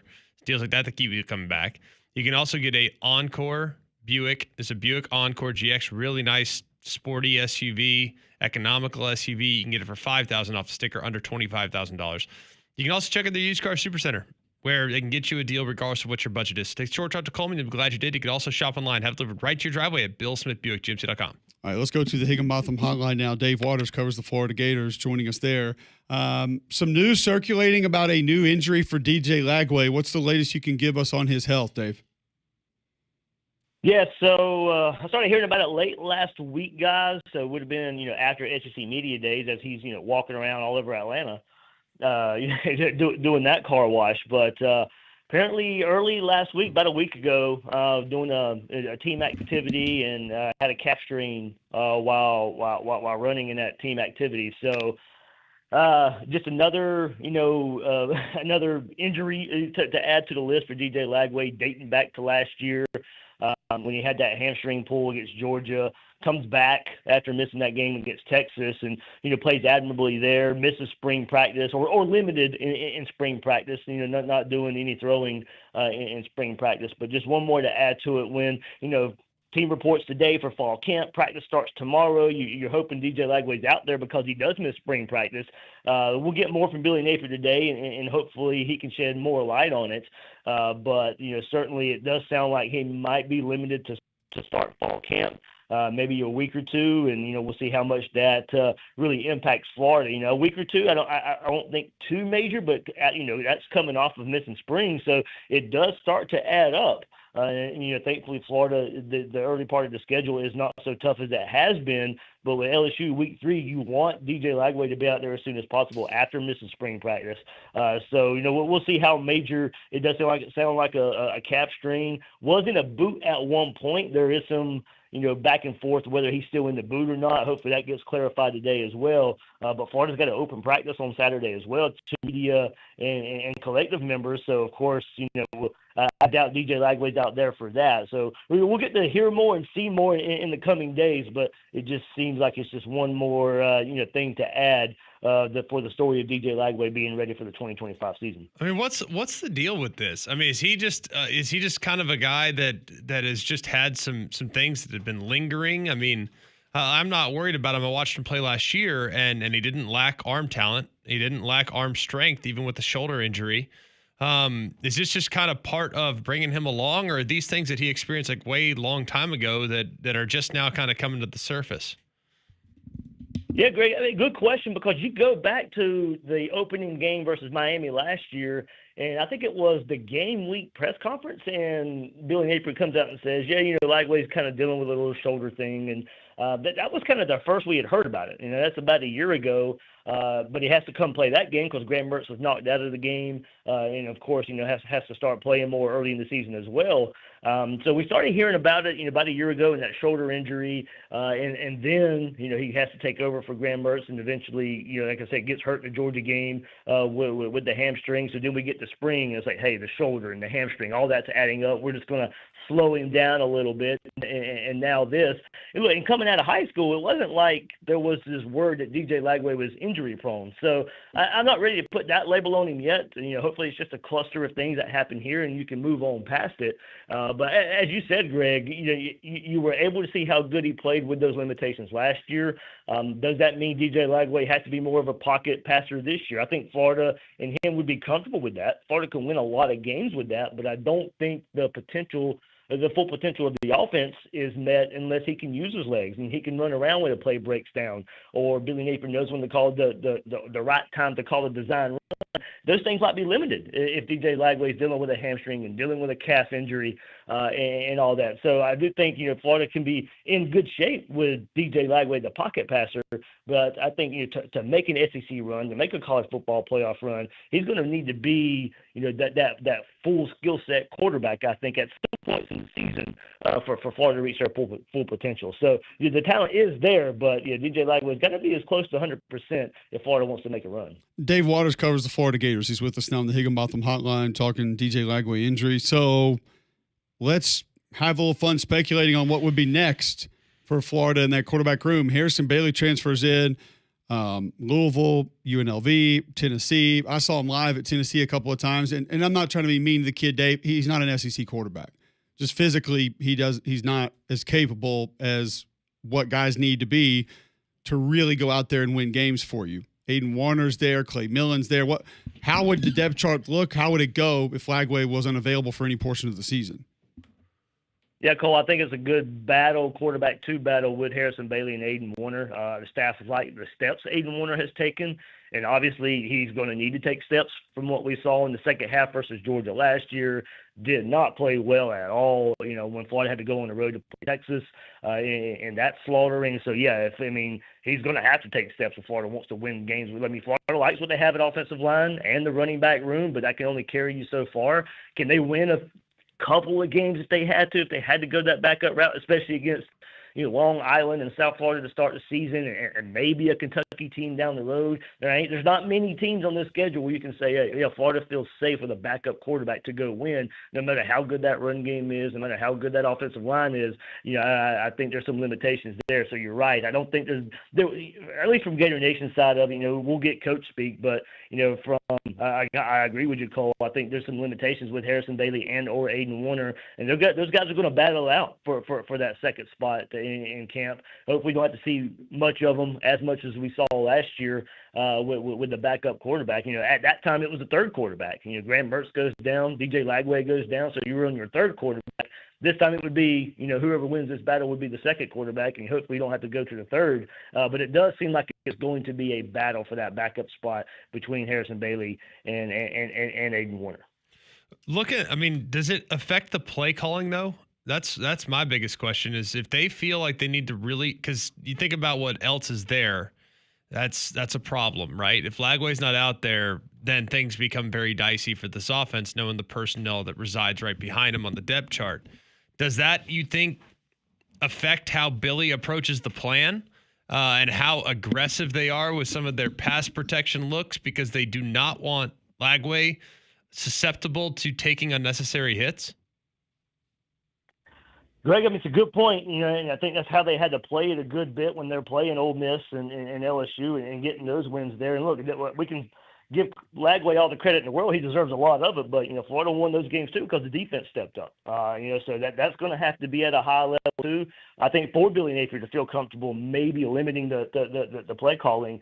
Look, with Lagway, defenses are going to have to worry about, getting bombed over the top. And if they can't stack the box with this offensive line in this run game, that's going to help that too. DJ Lagway helps the entire offense because of what he can do down the field. Now, obviously, he's got to take steps when teams want to play zone coverage, and he's got to hit those those mid-range passes where he has to make decisions and throw it against zone coverage. And look, I think mental reps can go so far with that, but he's going to need the timing and all that stuff that he missed in spring and in camp. So I do think it can affect the play calling if he's limited and they can't rely on the RPO or him or the quarterback design run game or him making just plays out of broken plays. I do wonder myself, Greg, how does that limit the play calling for Billy Napier, and you just have to rely on DJ Lagway, the pocket passer. I do think that can affect the offense, but if he's hitting passes down the field still and teams can't load the box, I do think that still helps the Florida run game, where a pocket passer, DJ Lagway, and this run game paired together can still win you a lot of games. All right, Dave. So if we go to the other side of the football, just quickly to sort of wrap this up, Greg and I are really confident up front. Don't have a lot of concerns there. Think everything's going to be fine. Feels like linebacker's okay. Secondary's a question mark. Where do you put the secondary right now heading into this season? I think they like what they have front line. Devin Moore, if he can stay healthy, that's been his biggest question. I think he can be one of the SEC's best corners. When he's been on the field, he has been really good. He's now got to take over for Jason Marshall, who left. But he's cornerback one, no question. But cornerback two, Cormani McClain took major steps in the spring. D.D. Johnson, he had his off-field issues cleared yesterday. He's going to be in a good battle with Cormani McClain for that cornerback two spot. Cormani McClain took D.D. Johnson did miss a good portion of spring, so Cormani McClain got a lot of the number one reps in spring and really took advantage of it, taking care of his off-field duties and really bulked up in the weight room as well. It's going to be a good battle when Florida hits the practice field tomorrow to start throughout fall camp, a battle for that cornerback two spot. And then Jordan Castell and Bryce Thornton are your safeties coming back. But Florida did get word that seventh-year player, Asa Turner, is back in that safety room. I think he's a good backup option. But Jordan Castell, in his third year, he's got to take that step. Had a sophomore slump last year after a pretty good freshman season. Did take some steps, as that whole defense did late in the season in that November run. But he's got another, with him being in his third year, has to take that next step. And then, Bryce Thornton was making a lot of plays toward the end of that year as well. So I think they like what they have, or what they will get in their starting 11, but it is the depth. It is the depth up front behind Caleb Banks in the interior of that defensive line, and finding more playmakers in the safety room. And might have to turn to some freshmen like Lagonza Hayward, Hilton Drake Stubbs to provide that depth at the safety spot. So I think that's what this camp is about. They like their 11, but I think they're going to have to start finding some depth pieces. Finally, as you kind of look at where this team could kind of fall victim, it's naturally the schedule, right? The schedule is brutal. And I know people are going to always look at it through the lens of Steve Spurrier. They want to score points too. But what's the one game that you think is an absolute must-win? Of the challenging games, what's the game they absolutely need to win for Billy to feel as though it's kind of a successful year? Because it'd be easy for us to say 10-2 in the playoffs. Fine. I think that's probably unlikely, just given the gauntlet that they have to run. But if they could just win one of those big ones, which one do you think they want the most? Ooh, that's a good one, Greg. And I'm torn on that one because I put out the stat yesterday. To me, it's going to be a game that's on the road. Given Billy Napier's career so far at Florida, they have not beat a team on the road that has finished the season with a winning record. Year one, it's Texas A&M. That was their only road win. They didn't finish with a winning record. South Carolina in year two, they didn't finish with a winning record. Last year, you had wins at Mississippi State, at FSU. Those teams didn't finish with a winning record. So if Florida's going to push for the playoff, they're going to have to turn this fortune on the road around. They have not been successful. So I think when you start looking at that, it's at LSU, it's at Miami, it's at Texas A&M, it's at Ole Miss, with teams I think that are going to finish the season with a winning record on the road. So to me, it's going to be in one of those games. It's going to have to be a road game win. So you could say LSU, but you got time to bounce back from that. So I'll go later in the season. If Florida's got this thing rolling, they need to go to Oxford and beat an Ole Miss team on the road to keep that late season momentum up. There you go. Dave Waters covers Florida. Great stuff, Dave. Appreciate the time. Look forward to catching up with you again soon. Thanks, guys, so much. You can follow him on Twitter at GatorDave_SEC. Does a great job covering Florida. And this is not the conversation you want to have right now, Greg. No. And it's becoming a trend too, right? I mean, it's a little concerning.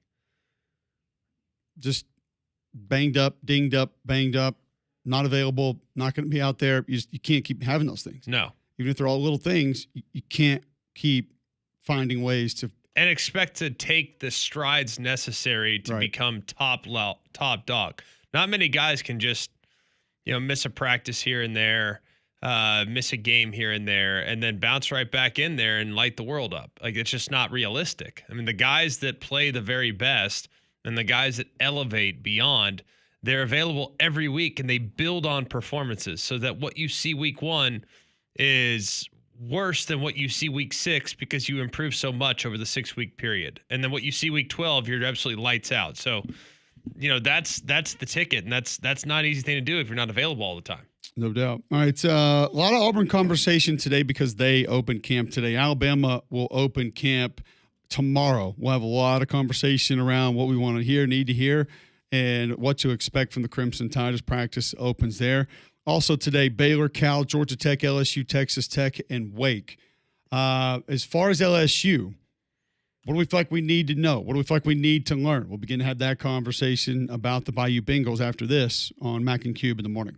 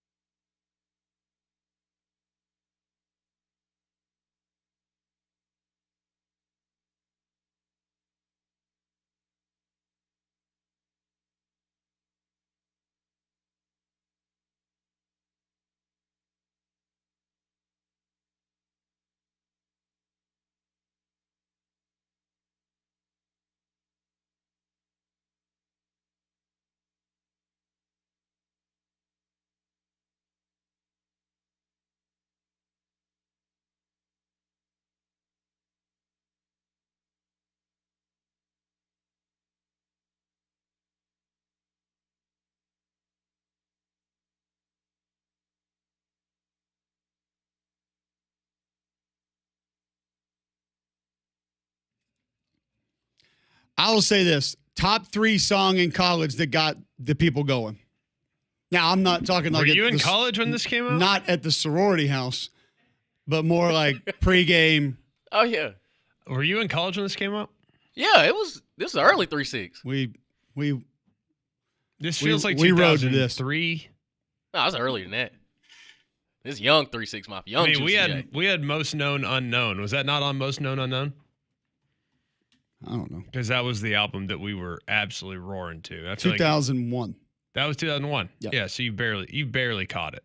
Barely. Just barely. But at the right time. At the nick of time. You were celebrating Y2K. But then also, hold on. No. There's a video for Tear the Club Up in 1997. 3-6 Mafia, Tear the Club Up, 97 official video. So yeah, we were prime in the prime, like in the weeds, going. All I know is that we played Most Known Unknown, and we played in Abilene, and we took the bus. And I think we listened to the whole thing. When y'all played Abilene Christian?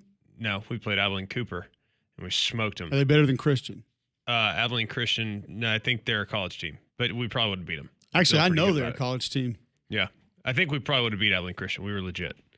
We had 11 guys go D1, so it's not a little. Brag about it. That was just in our senior class. I mean, we didn't talk about our how many of those guys sophomores. How many of those guys invent the new kickoff though? Doesn't matter. He wasn't on my team. He's younger than me. No, we played Abilene Cooper, and we were on. Give him some credit. Actually, no. We listened to that song on the way to Waco to play Abilene, and we beat them 52-0. Abilene as opposed to what? Abilene? Or Abilene? Abilene. Abilene? Abilene. Their quarterback was Taylor Potts. Also was remember that name. Committed to Texas Tech at the same time I was. So it was a big battle at Baylor between the 2 Texas Tech commits. Yeah, Loser loses their offer. Dad won that one. Loser gets offer stripped. Yeah, 52-0. Loser walks to Texas State. It was a big matchup. Actually, loser has to go to Abilene Christian instead of. No, Taylor started at Texas Tech. No, I remember the name. Yeah. That one. I'm trying to think like what else would be in the mix. Like No Limit Soldiers would have been up there probably for our locker room. 97, 98 would have been probably number 2. Abilene, I just remember this. Abilene's like whole theme that year was like Band of Brothers. That was like their team motto. So bad. We did y'all made banners that said break the band? No. That was your run through poster. Stupid run through posters. Our entire offense was like sideline. Bash the Bucks. Sideline signal in. I would communicate with the center, Bryce Buford, who has since gone on to actually a legit recording deal. His name's Bryce Bangs. Brag about it. You can check him out. He's legit. Anyways, Bryce recording what with the name Bryce Bangs? He's a country music singer. Bryce Bangs. Just making sure it wasn't He's filmed. legit too. Like really good. He's my center. So good we've never heard of him. He's very talented. Just because he's not mainstream doesn't mean. I mean, Damien gave us 1975 yesterday. I never heard of them. Bangers. No, Bryce Bang. Bryce Bangs. Banks. Got you. Bryce Bangs. Banks or Bangs? Their whole theme of the year. Wait, Abilene's what's his name? Bryce Bangs is his stage name. His real name is Bryce Buford. Relax. I'm trying to find the guy to help him get some streams. You ever heard Beautiful Mystery? Yeah, he's Not got a day in my life. He's got a song that I think would be a hit if people actually heard it. We'll come back to it. It's good. We'll help him out. Anyways, so how many bad snaps? None. Well, actually, one under center. He wasn't the tallest guy. And you said this dude was your center? He was my center. He's lost a lot of weight. Yeah, he's lost a lot of weight. He was only like 225. I mean, he was not a big guy. It's like 5'9". But see, when I threw out the 190-pound guard against Mark Henry, you're like, that could never happen. I'm sorry, that's 35 pounds heavier.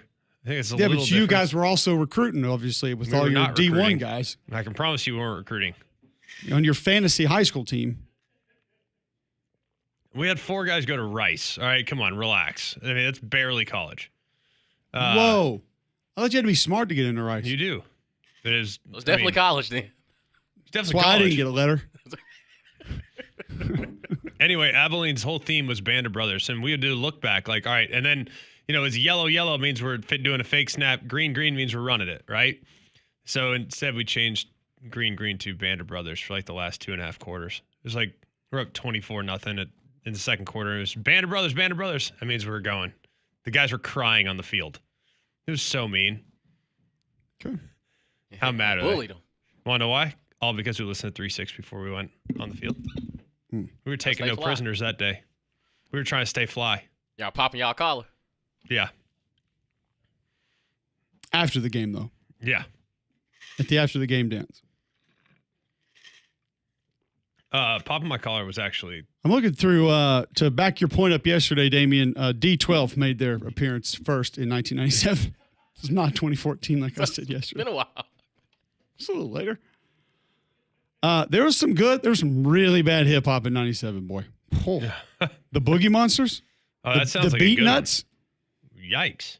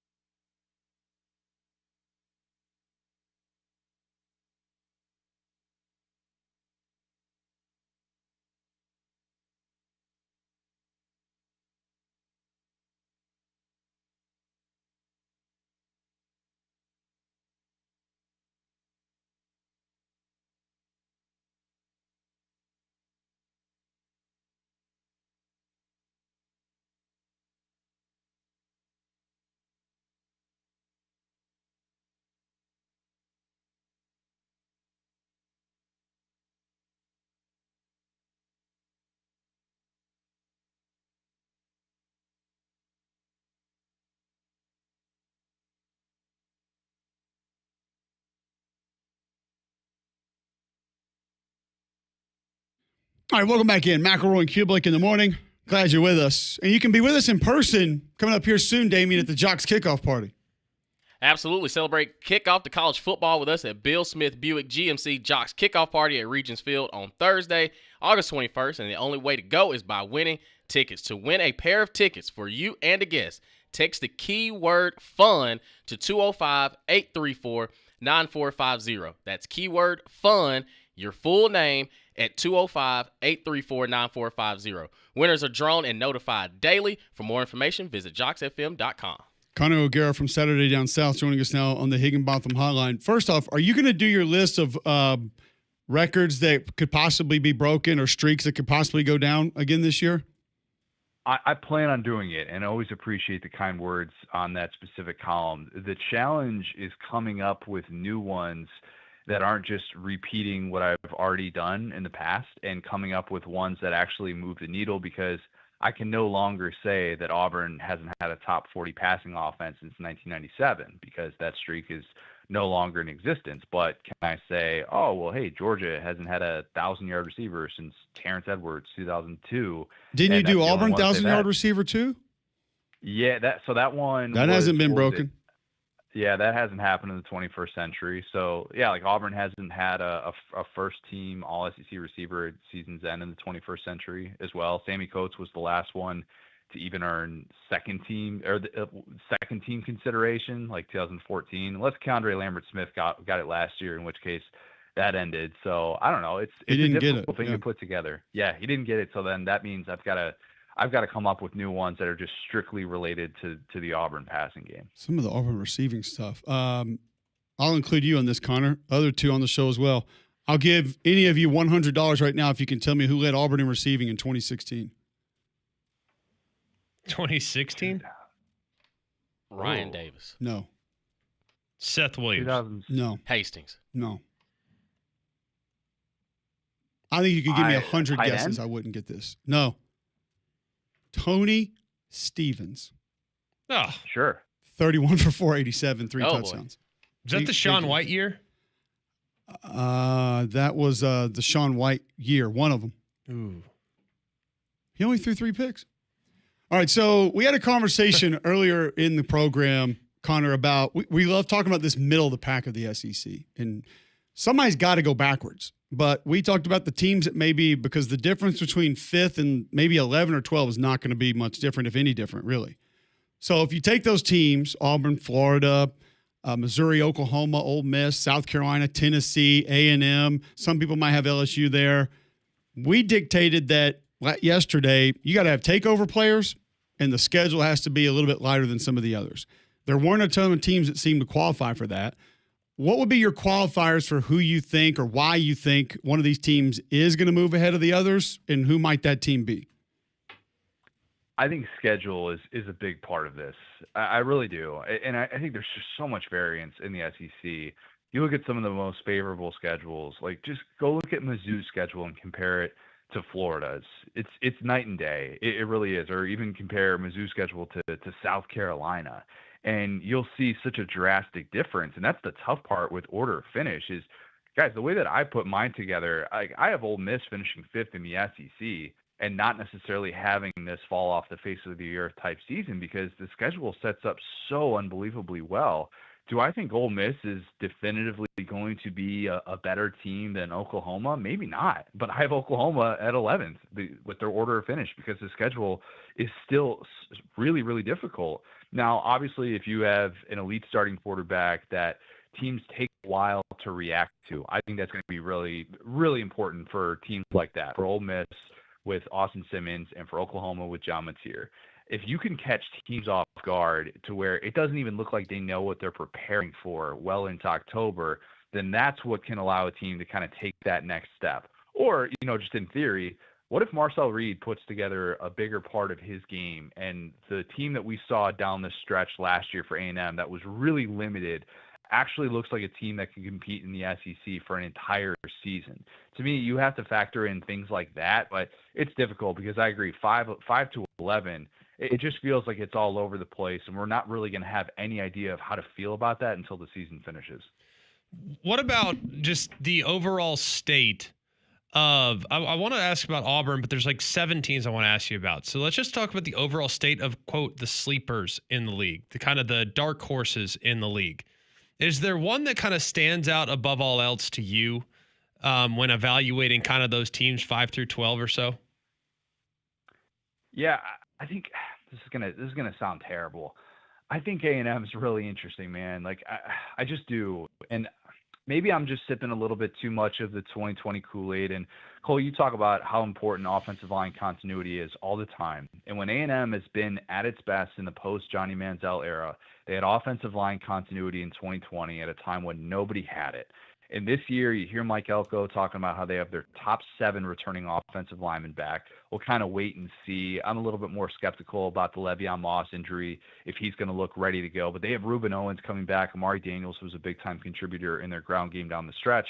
And I just think to myself, if Marcel Reed takes that next step in year 2 of the Colin Klein offense, this is a team that if you pair it with a Mike Elko defense, you should feel pretty good about it. Now, it doesn't guarantee anything because their schedule, it does set up well, but there's still going to be some difficult spots. Like, I'm not going to sit here and pretend that they're going to go in and win at Notre Dame, but just as we saw last year, A&M was the last undefeated team in conference play in the SEC, and they had that Notre Dame loss already on their resume. So what does that mean? I just wouldn't necessarily be stunned if A&M is in that playoff mix, and nobody's going to be talking about them, rightfully so, because they haven't even played in a conference championship game in the 21st century. Maybe that's another stat that I got to add to that list that I'll be compiling in August here. But I just think A&M is a team that a lot of people like to just kind of scoff at in the preseason, but they could very well be in the mix.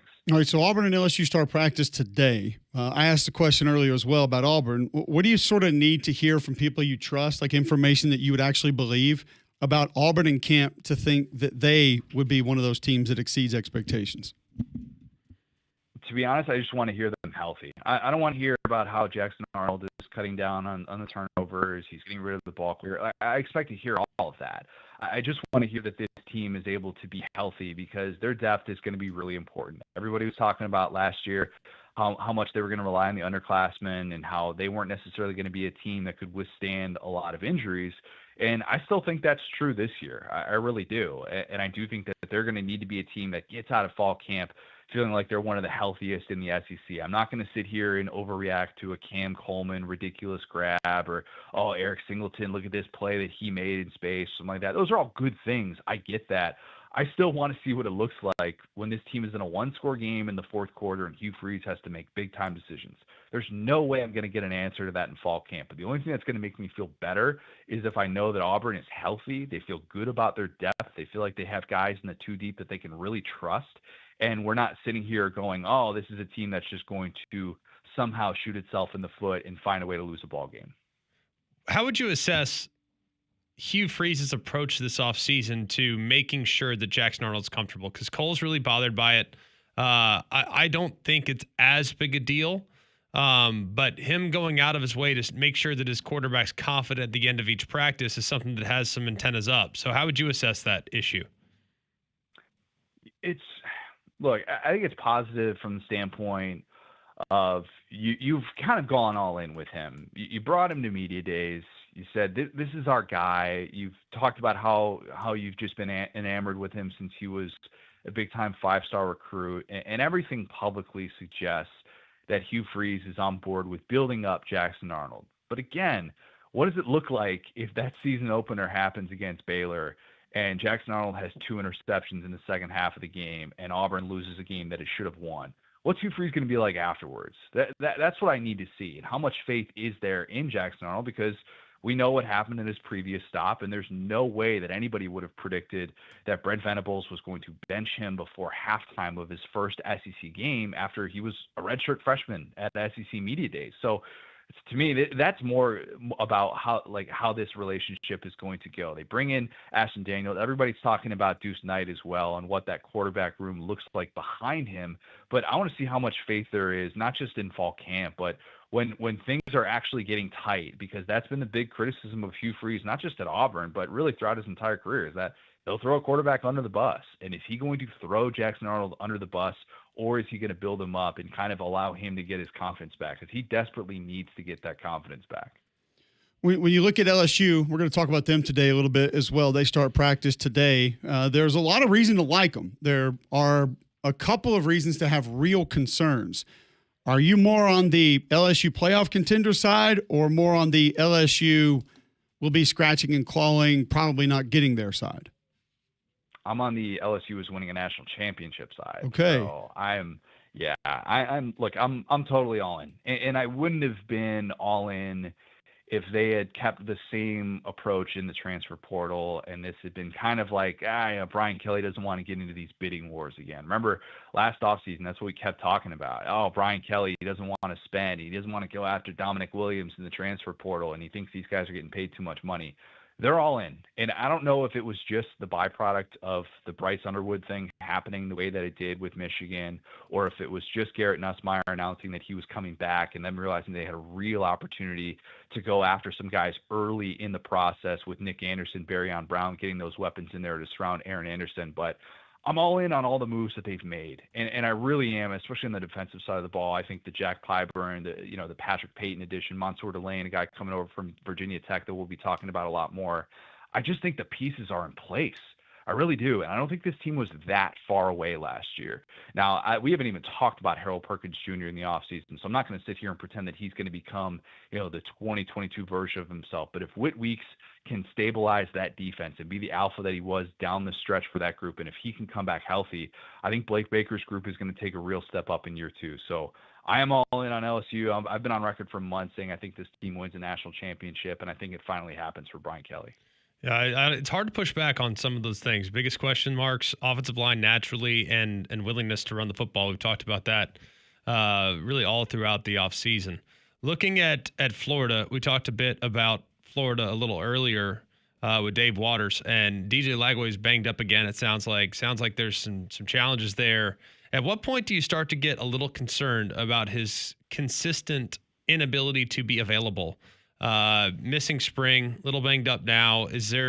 Are we at the point now where we get worried, or is it still too early? I'm worried. I am. I love DJ Lagway. I really do. I came away so impressed by him last year and the little glimpses that we got. And I was even more impressed seeing the way that he responded at media days. The first question that he's asked is about his shoulder. He's constantly having to field questions about that. And it's maybe the single most important body part in all of college football this year, if you consider how much chaos can ensue if that shoulder isn't right and what it could mean, or what it could mean if it is right. I'm concerned, though. I think that, there is real legitimate pressure on Florida to get these reps in fall camp that they didn't get with DJ Lagway. Don't sit here and tell me that they got all these mental reps, because you can only get on the same page with your receivers if you're throwing them the football. And you know what DJ Lagway didn't do in the spring?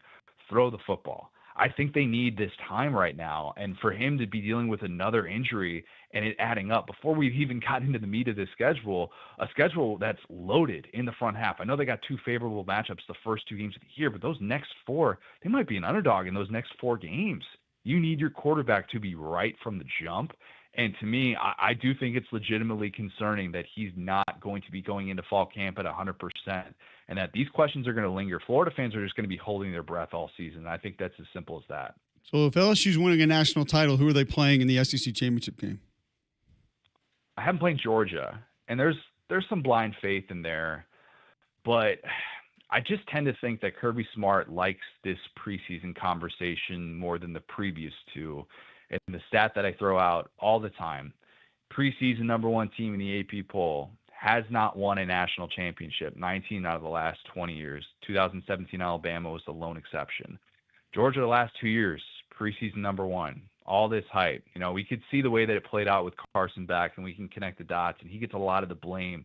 Maybe some of it's unfair for that, but I think Kirby likes having a team like this going into a season with a bunch of unproven guys really on both sides of the ball. And maybe that's a little bit easier for him to kind of manage. And thinking about Georgia as a preseason number 5 team, or maybe even preseason number 6, knowing that they should have all the motivation in the world. They kept that coaching staff together, which could bode well, even though I'm not the biggest Mike Bobo guy. But I think it's a nice year for Glenn Schumann to kind of show, hey, he's still one of the elite defensive minds in this sport. I think C.J. Allen's going to have a huge year in this defense that really struggled to defend the run in atypical ways when they're letting up like 2 bills to UMass. I think that turns around this year, and I think this is a tougher Georgia team, and they won't be quite as funky as they were last year. All right, Connor, great stuff, man. What should we be looking forward from you here over the next week or so at Saturday Down South? Well, I mean, goodness, you just prompted me to want to write that column again. The stats we got to get that in the SEC. We'll get that one rolling out this week. I wrote something this morning on just why I'm not buying Florida State at all, and I think they just can't stop putting their foot in their own mouth. It's just related to the Gus Malzahn offense, Mike Norvell, his approach, which has nothing to do with the limited access to media and has to do with everything else. But be writing stuff like that, why we should keep preseason polls. I do think that there's somewhat of a purpose there. But we'll have a lot of stuff on SaturdayDownSouth.com this week, and then next week we start our Crystal Ball series, and we're pretty much all downhill from there. There we go. A lot happening at Saturday Down South. Connor, thanks for the time today. We appreciate it. Gentlemen, appreciate it. There you go. Connor O'Gara joining us on the Higginbotham Hotline, talking just some SEC college football in general. A couple of those teams that he brought up have something in common. Good wide receivers. It's a pretty good year for wide receivers across college football, which Connor referencing a couple of numbers had me thinking about some that are out there now and will they go down. We will discuss that next on Mac and Cube in the morning.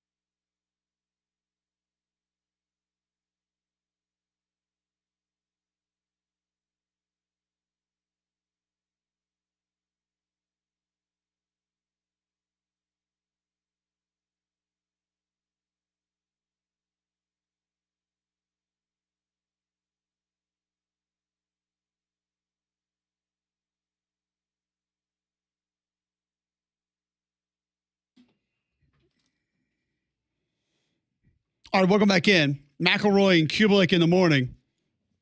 Got thinking about just the wide receiver position. We've talked about some that people may not know enough about. Deion Burks, Oklahoma. Eric Singleton at Auburn. Casey Concepcion at Texas A&M. We know Jeremiah Smith. We know Ryan Williams. Oh, yeah. One of the better receiver years across the board that I think we'll see. And it's been strong in some years, the past couple seasons. But this year does not look like it's going to be a letdown at that spot. So it brought me to a couple. I feel like that position is getting stronger by the year. It's like crazy. I feel like every year receiver gets like that, last even year, that the year much before, better. we had a little bit of a down year. Well, it felt like it, and then you have a couple guys pop, like what's his face from Ohio State? Not Jeremy Smith, the guy. You have Garrett Wilson a couple years back. Like, there's always like this guy or two. I don't disagree with you. Like, we've had some years where it hasn't been maybe quite as good, but for all intents and purposes, like, that's a pretty safe position to rely on nationally almost every year now. Yeah, last year we knew Restrepo was back, Tetior McMillan was back. We had those two freshmen that I just mentioned that a lot of people didn't really know about. Jalen Noel was going to be back at Iowa State. Keandre Lambert-Smith was going to Auburn. Ricky White at UNLV was really good. There were a plethora of 1,000-yard receivers in college football last year. It looks like there were 28 1,000-yard wide receivers in college football. And you had guys like Matthew Golden at 987, True Edwards at 986, Pat Bryant at 984. There's a handful of guys that were even close. So it's going to be another strong year. So it takes me to this number. Do you guys know who has the single season touchdown reception mark in college football? I'm going to go ahead and tell you don't. All time? All time. Oh, gosh. In a season? In a season. Crabtree? No. I mean, if you say I don't, I would have said, like, I'll just say this. He played when I played. Peerless Price. I have no idea. Is it a guy from Louisiana Tech? Yeah, Troy Edwards. Edwards. Heck yeah. Troy Edwards, 27 receptions, the most in a single season. Randy Moss, 25. Stedman Bailey, 25. Devontae Adams, 24. Devonta Smith, 23. Crabtree, 22. Fitzgerald, 22. Manny Hazard, Houston, 1989. Oh, yeah. Cooking. Imagine the NIL possibilities there now. Oh, my goodness. Hazard County. Jared Dillard, 21. He put up some big numbers, by the way, at Rice. Yeah, Jamar he did. Chase, 20. Corey Coleman, Patrick Edwards, Justin Blackman, Jared Dillard, again, all 20. So the question is, will Troy Edwards' 27 touchdown receptions in a single season go down this year? No. No. You think it will? Cole? I think it has a pretty good chance just based on the number of games. That's true. Fair. Here's what's scary. I'm not even going to ask you who. What do you think the leader in the clubhouse was with touchdown receptions last year? I'm going to say, I mean, Jeremiah Smith's such an obvious one. I don't think it was him. Was it the guy from San Jose State? I'll tell you this. Jeremiah Smith wasn't close. Was it the San Jose State guy? Nick Nash, yeah. But how many? I'll say 17. Correct? Say 14. 16. And Jeremiah Smith was close. He had 15. 16. He wasn't close, but he actually was. He had one Didn't see his behind name. the leader. Sorry, I messed that up. So whoever it is going to have 11 more than the leader last year. Good luck. That is a lot of touchdowns. 2023, 17. 2022, 17. 2021, 17.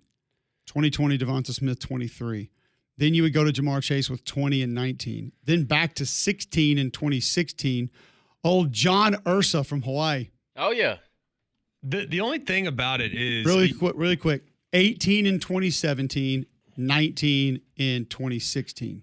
Well, Carlos Henderson, La Tech again. The thing about it, though, is there are so many teams with multiple receivers. No, I think it's more quarterback run that's changed the game a little bit because you have so many guys that are now, when they get in the red zone, they're running it with the quarterback. Like back in the day, you didn't have guys that were running it with the quarterback as nearly as much, right? It's just way fewer, I feel like now, that are just throwing it into the end zone as opposed to just running it all the way. Okay. And that's fair. I'm not saying it's right. I'm saying that's what I think. That's what I think is factoring in. Well, I would say your benefit to receiver then, though, goes you have more explosive plays than you did in years past. So the capabilities more teams take more shots where you got more offensive plays. There's more passes. So the opportunities do balance themselves out a little bit there. I realize, like red zone, I'd love to see red zone touchdowns, who's scored them in the last 20 years, and split that up and just see kind of how it was, where it was. Because I feel like red zone touchdowns are going, like you said, more to quarterbacks, more to tight ends. Yeah, a lot of tight ends. And then obviously your running backs are still going to get some. So I do think that those have been taken away a little bit there. I would just think, like, if you look at quarterback touchdowns running the football in the last 20 years, I would be willing to bet it's gone up tenfold. I mean, I remember last year Riley Leonard had like 14 touchdowns. Like some ridiculous number. And he was a good runner, but not like a crazy elite runner. But no, not at all. when you have those two backs and your quarterback has way more touchdowns, I mean, it's not saying it's counterintuitive. It makes sense numbers wise. It's just, I feel like more and more teams. Well, last year's leader in rushing touchdowns was a quarterback. Was it? Yeah. Jalen? No. Bryson Daly. Oh, yeah. That's 32. That's 32. That's so many. That guy should have been in New York. Ashton Genty, 29. Your next quarterback would have been Milroe with 20.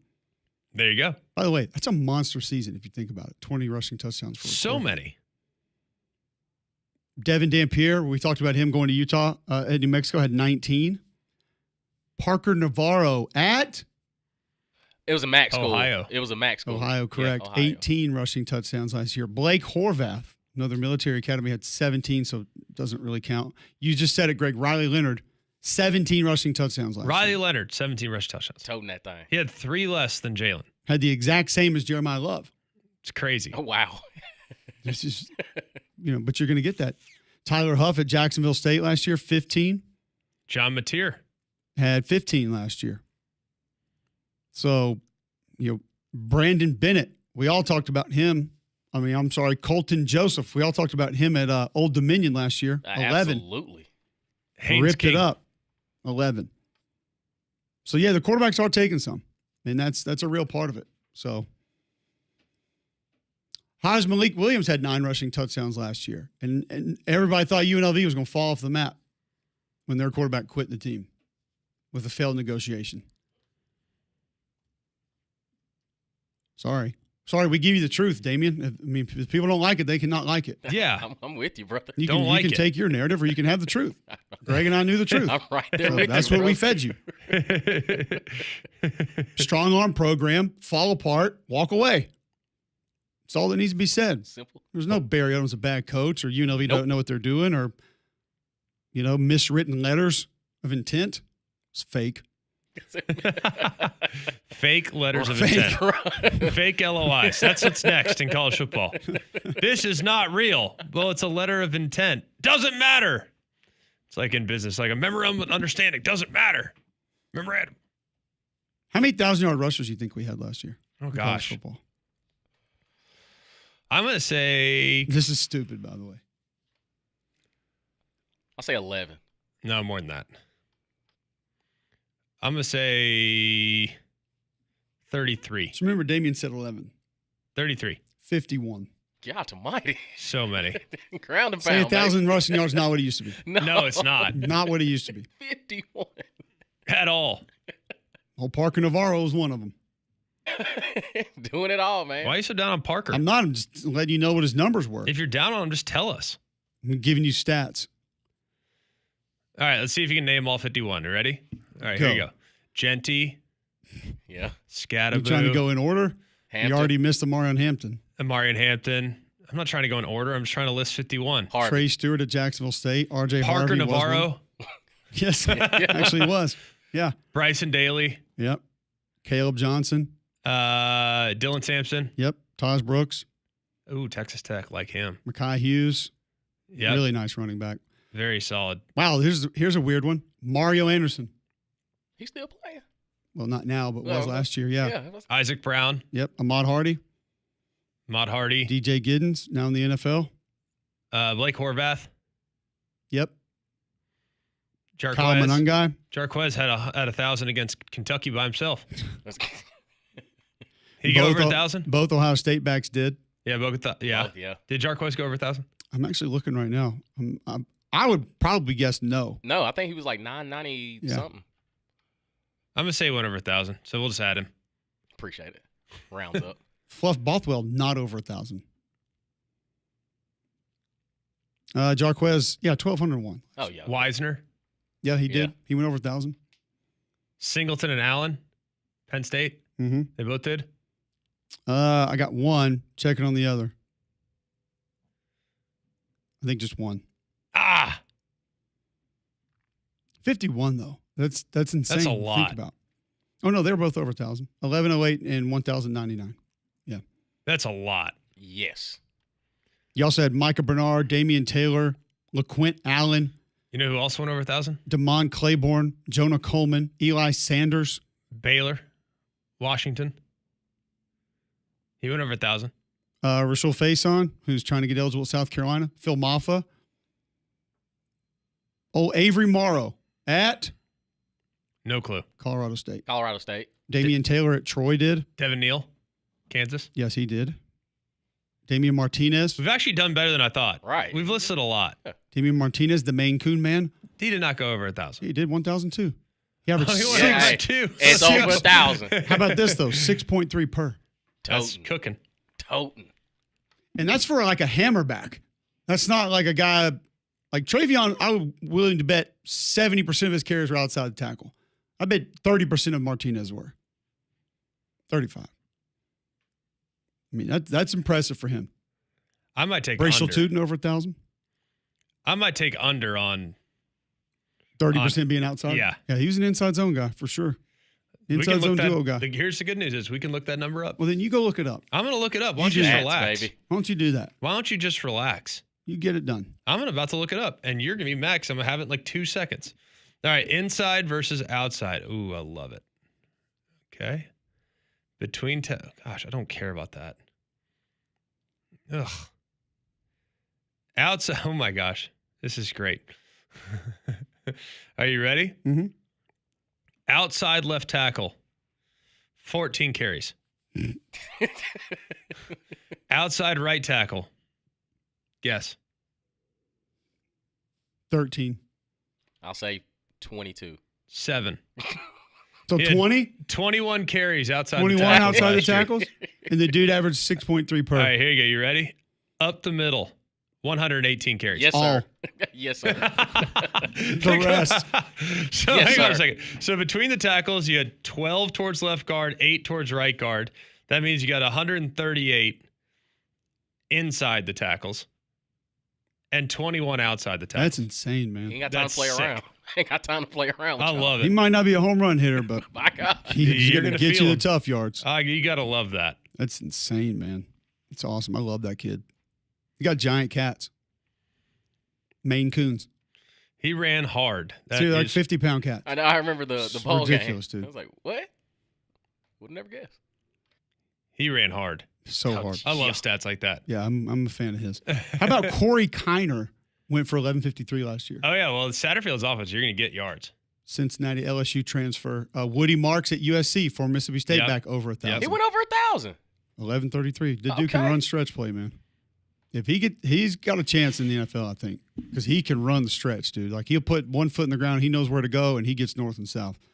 By the way, Corey Kiner, 204 carries, 1,153 yards, 5.7 per, 4 rushing touchdowns. 4? What the hell are y'all doing to that kid? Beating him up. Come on, man. He deserves to touch paint. I mean, what do they have? J.J. Pegues at the goal line or something? Like, give the kid a touchdown. What are we doing? They had to have had a gadget guy that came in and scored touchdowns. Oh, quarterback stole 9 of them from him. Wow. Of course. And then Evan Pryor had, he's 5'10", 198. He had 6. I think I found the problem. Cincinnati just didn't score a lot of touchdowns. That was it. That'll do it to you. That was definitely That'll do it. Just like Gusty Gould's can do it for you. If you're trying to get into a new home, Call the Gusty Goulas Group today. They've helped members of my family. They can help members of your family. Why should you have confidence? Well, they've only served more than 3,000 home buyers and sellers in the greater Birmingham area. Over 350 five-star Google reviews. Go check out the Gusty Goulas today. Call 205-542-1996. They know where it's 850 five-star Google reviews, brokered by eXp Realty. You can trust Gusty's aggressive and proven selling system. He's got what it takes to attract hundreds of qualified buyers who are going to want your home. And since 2012, Gusty Goulas Group recognized both nationally and locally as Greater Alabama's #1 team in homes sold. So call the Gusty Goulas Group today, 205-542-1996, or visit GustyGoulasGroup.com.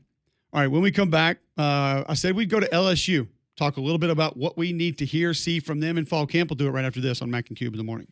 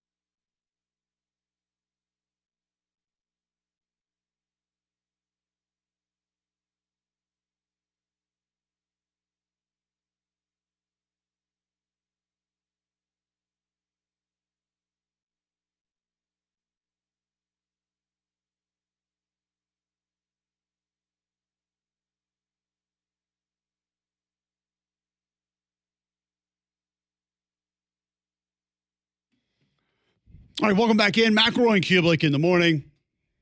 9:40, Tuesday, July 29th. We will have bad box scores of the day on the other side. Talk a little bit of LSU first. We'll ask the same question, Greg, about LSU that we asked about Auburn. What do you need to hear about this group through fall camp to build confidence that they're going to be we'll just say it because, listen, Conor O'Gara said national championship, to be a national championship contender. It's O-line by a mile. I'm not sure it's close. I feel really good about what they have on defense. I feel really good about year two in Blake Baker's system. My biggest concern will continue to be the departures off the offensive line. You lose the 4th overall pick, a 3rd round pick, a 5th round pick, and a 7th round pick. 4 drafted players off of an offensive line last year that ran for 116 yards a game.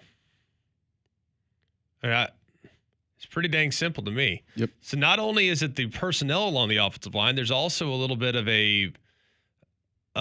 hey, we got to do something to try to find some balance, especially with some young guys coming in there. And while I think they have some inexperience at tackle, they have talent there. They're not going to be without talent. It's LSU. It's more about, is there going to be a willingness to take some of the pressure off those guys so it's not obvious drop back pass every single time they snap the football? How much of that can you feel better about, maybe learn about with conversation from Brian Kelly, anyone else, hey, we're emphasizing the run game. We're handing the ball off. Emphasize is not what I need to hear. Successfully running it? No, I just need to hear, committed to running the ball. Okay. Yeah. I don't want to hear emphasize. I just want to say we want to be committed. When we get the looks, we will hand it off. Correct. We want to be committed to creating balance offensively. That to me, and guess what? No one expects you to be 50-50 run pass. You have one of the best quarterbacks in the country. You got great game breakers at the skill positions. I think their running back depth is improved this year from where it was a year ago.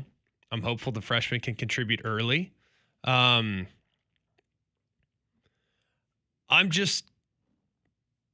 think Nussmeier wants to throw the rock. I mean, there's no denying he wants to throw the rock.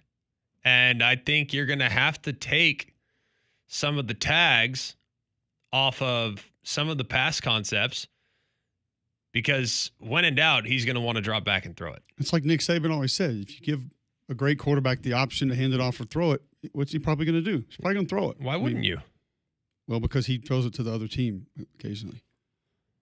That'd be one reason. Or there's 4 players in the box defensively.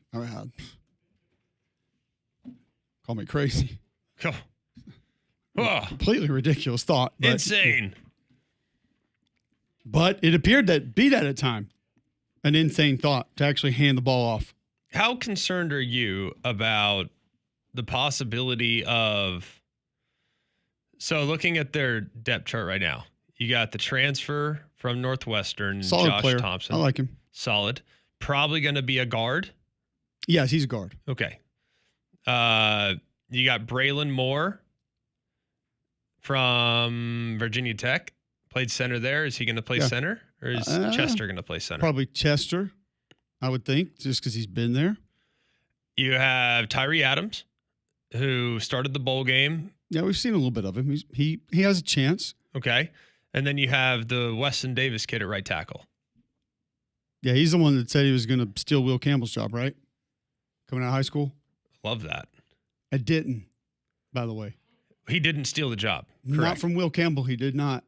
I know it sounds crazy. What if he did, though? As a true freshman, he did not come in and take the job of a top 5 draft pick. I know top it 4. Sounds nuts, but he's got, I guess. They probably just didn't give him a chance. I don't know. They probably just give him, if they would have given him the chance, he would have taken it. Well, take Avery Young's job. Or Avery Jones' job. He didn't play well until like week 8, whatever. Yeah. Emory, Avery, Mallory, Joey, Roddy, Corey, Billy, Jamie. Take it. Take them all. Name your famous famous Joneses. He didn't take any of them. Jerry. I left that one out. Mickey. Marley. If it ends in an E, take his job, but you didn't. So, not many freshmen can come in and play. I just don't know, Greg. I haven't seen a ton of them. I haven't seen a ton of this group. Well, you know what? Connor O'Gare's right. LSU's got 5-star tackles. They're going to win it all. Game, set, and match, baby. Good luck week 1. We will find out. If there was ever a we will find out, it's LSU's offensive line week 1.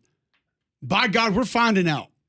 Because we also thought we had it figured out when we saw Florida State a few years ago. And how'd that one go? Against who? LSU, Florida State. Oh, well, yeah. When you had a freshman tackle playing who just went forth, who struggled mightily in that game. Jared Verse wasn't bad, though. But Clemson doesn't have comparable players on that side of the ball? I think Jared Verse would probably start at Clemson. Yeah. I said comparable. Not the same. Comparable. And they do have comparable. One that's comparable. The other is good. Which is about what Florida State had that year. One really good and one pretty good. One freak show. Yeah. One guy that literally ate glass for breakfast and another guy that was good. And LSU's offensive line has one guy been there forever, never started. One guy don't know anything about. Two guy don't know anything about. Three guys said he was coming in and starting as a freshman and didn't. And one guy started bowl game. I like the other side of that. Sorry. You want Clemson to call me nutty, buddy. By the way, I don't think there's anything wrong with losing to Clemson week 1 on the road.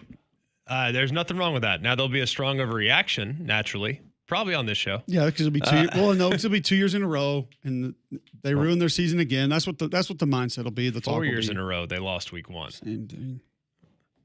But this one is understandable if they lose. If they win, it's like bonus. That's the way I see it for I almost LSU. think it might be worse for them if they win. I know it sounds really dumb, but they historically have been a front-running team. 2019 out. That doesn't count because that's a top 5 college football team in the history of college football. But they historically have been a group of front runners. Now, they feed off that momentum, specifically at home, use it to their advantage, maybe better than any team ever. So to get that far out ahead of themselves that early in the season with that schedule, get the red phone ready is all I'm saying. Just get the alarm ready because it potentially could go off. Probably will go off again if that happens. Now, you also don't want to have to play desperation ball the rest of the season, and that's where you would think you would be, even though you wouldn't be. They could drop another one and still be in the mix. Clemson wins the ACC as a one-loss team. You know, gets 2 wins against SEC teams. They got to the SEC championship game a couple years ago at 9-3. Like it can be done. That was before we had 12 teams. But I am not as concerned about the offensive line being bad. I don't think they're going to be elite. That's fine. Because there were even games last year where they weren't elite. You referenced the right side. The right side was a problem throughout most of the season. Left tackle, yeah, it was nice to know that was a safe spot. You were clean on the left side. Never going to be a problem. But we have said for how many years now on this program, and even prior to starting this show, you and I have had this conversation for 10 years. We've been friends talking about college football. 12, actually, if you want to go all the way back to 2014 when we hung out for the first time talking ball. We have talked ball more together than I've probably talked ball with anybody that I didn't play ball with. Ball has been spoken. Ball has been spoken about. We have long said that you don't have to have an elite offensive line to win a national championship. You cannot have an offensive line that is a liability. What are the odds that it is a liability? How much they weren't a liability last year, but it became it became a problem because they were one-dimensional. Correct. They did not. You do need balance with being balanced. A not elite offensive line. And if you have an average O-line or above average O-line and no balance, that's where I think it subtracts from being able to get away with that. And taking it one step further, holistically speaking, what has LSU struggled with the last 3 years during Brian Kelly's tenure? Tackling and stopping big plays? Being good on defense. I do feel like those fall into that category. If you want to get down to specifics, that's perfectly fine. What can running the football help you with? Everything. Keeping the other offense off the field. Offense off the field. Chain gang moving, like everything that you like about creating a balanced offense leads to a balanced team. That's why these teams that get one-dimensional, I will never understand the thought process. I don't care how good your quarterback is. I don't care if you're averaging 4 yards a carry like LSU averaged last year. They averaged 4.06 yards per carry. So they weren't good at running the football. They also handed it off 28 times a game, which was 126th in college football, but that's beside the point. They average 4 yards per carry. So even if they wanted to run it, they weren't good at it. If they're at least somewhat committed to running the football, we can get that yards per attempt number up to 4.5, maybe 5. That'd be amazing. We're cooking with gas at that point. Probably not going to get there because you don't have quarterback run as a part of what you do. But if you can get that number up to 4.5, and let's just say you improve by, I don't know, 12% this year running the football per carry basis. That's going to help your defense tremendously, and put pressure on the opposing offense. All right, get to a break, come back, wrap up today's show next on Jox.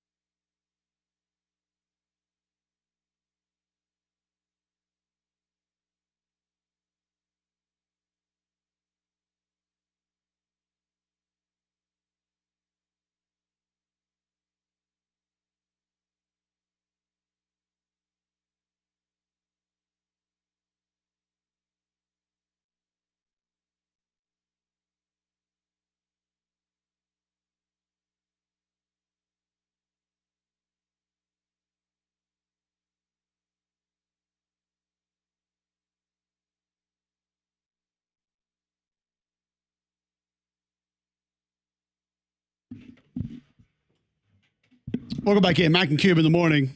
G-Mac, tell our listeners about Crocker Moving Services. They're a local company owned by an Iraq War veteran, Eric Crocker. Crocker believes in hiring movers you can trust to complete full background checks and run drug tests on every single employee. These are good guys. You can trust them in your home. They need your whole home packed up, move your company headquarters, move across country, or you just want them to come rearrange your living room. They got you covered. They also do deliveries for furniture that you purchase need to get to your home. So call them online today for a free quote. The website's CrockerMovingServices.com. That's CrockerMovingServices.com. Support your veterans by choosing Crocker Moving Service for your next move. We go to the Elf Football League. It's the European League of Football to give you our bad box score of the day, which oddly enough, Elf Football has a league-wide bye week. Okay. Got to get them rested up. We're on it now. Well, I'm not used. I feel like you take away a little bit from your streaming options there, but no games this week. The Paris we know the Mercenaries. Musketeers. They just knocked off the Cologne Fire. That'd be Ryan. Cavaliers. Centurions. Gosh. Who feels like haven't won this century. They're 0-10. Paris snuck out the victory 74-7. Your first down differential in the game, 30-3. 30-3? Okay. One team got 30 first downs, another team got 3. That's a double up. Just by a smidge. Your total yard differential, 658 to 95. Paris outrushed him 265 to 16. Hey. Okay. Paris 7 for 7 in the red zone. That's where it got him. See, red zone efficiency is so important nowadays. How about you all 74 to 7 and didn't turn the ball over? That's just a beatdown. I think that's being kind. Your passing yard differential is 401 to 121. Air raid. Definitely air raid. It's worldwide, baby. Jay Henderson for Paris was 23 of 38, 323 yards, 6 touchdowns, no interceptions. That's pretty good. Mm. 6-0. Yeah. Love that. That's your bad box score of the day. We're back tomorrow. 3-man front has got you covered next right here on Jox.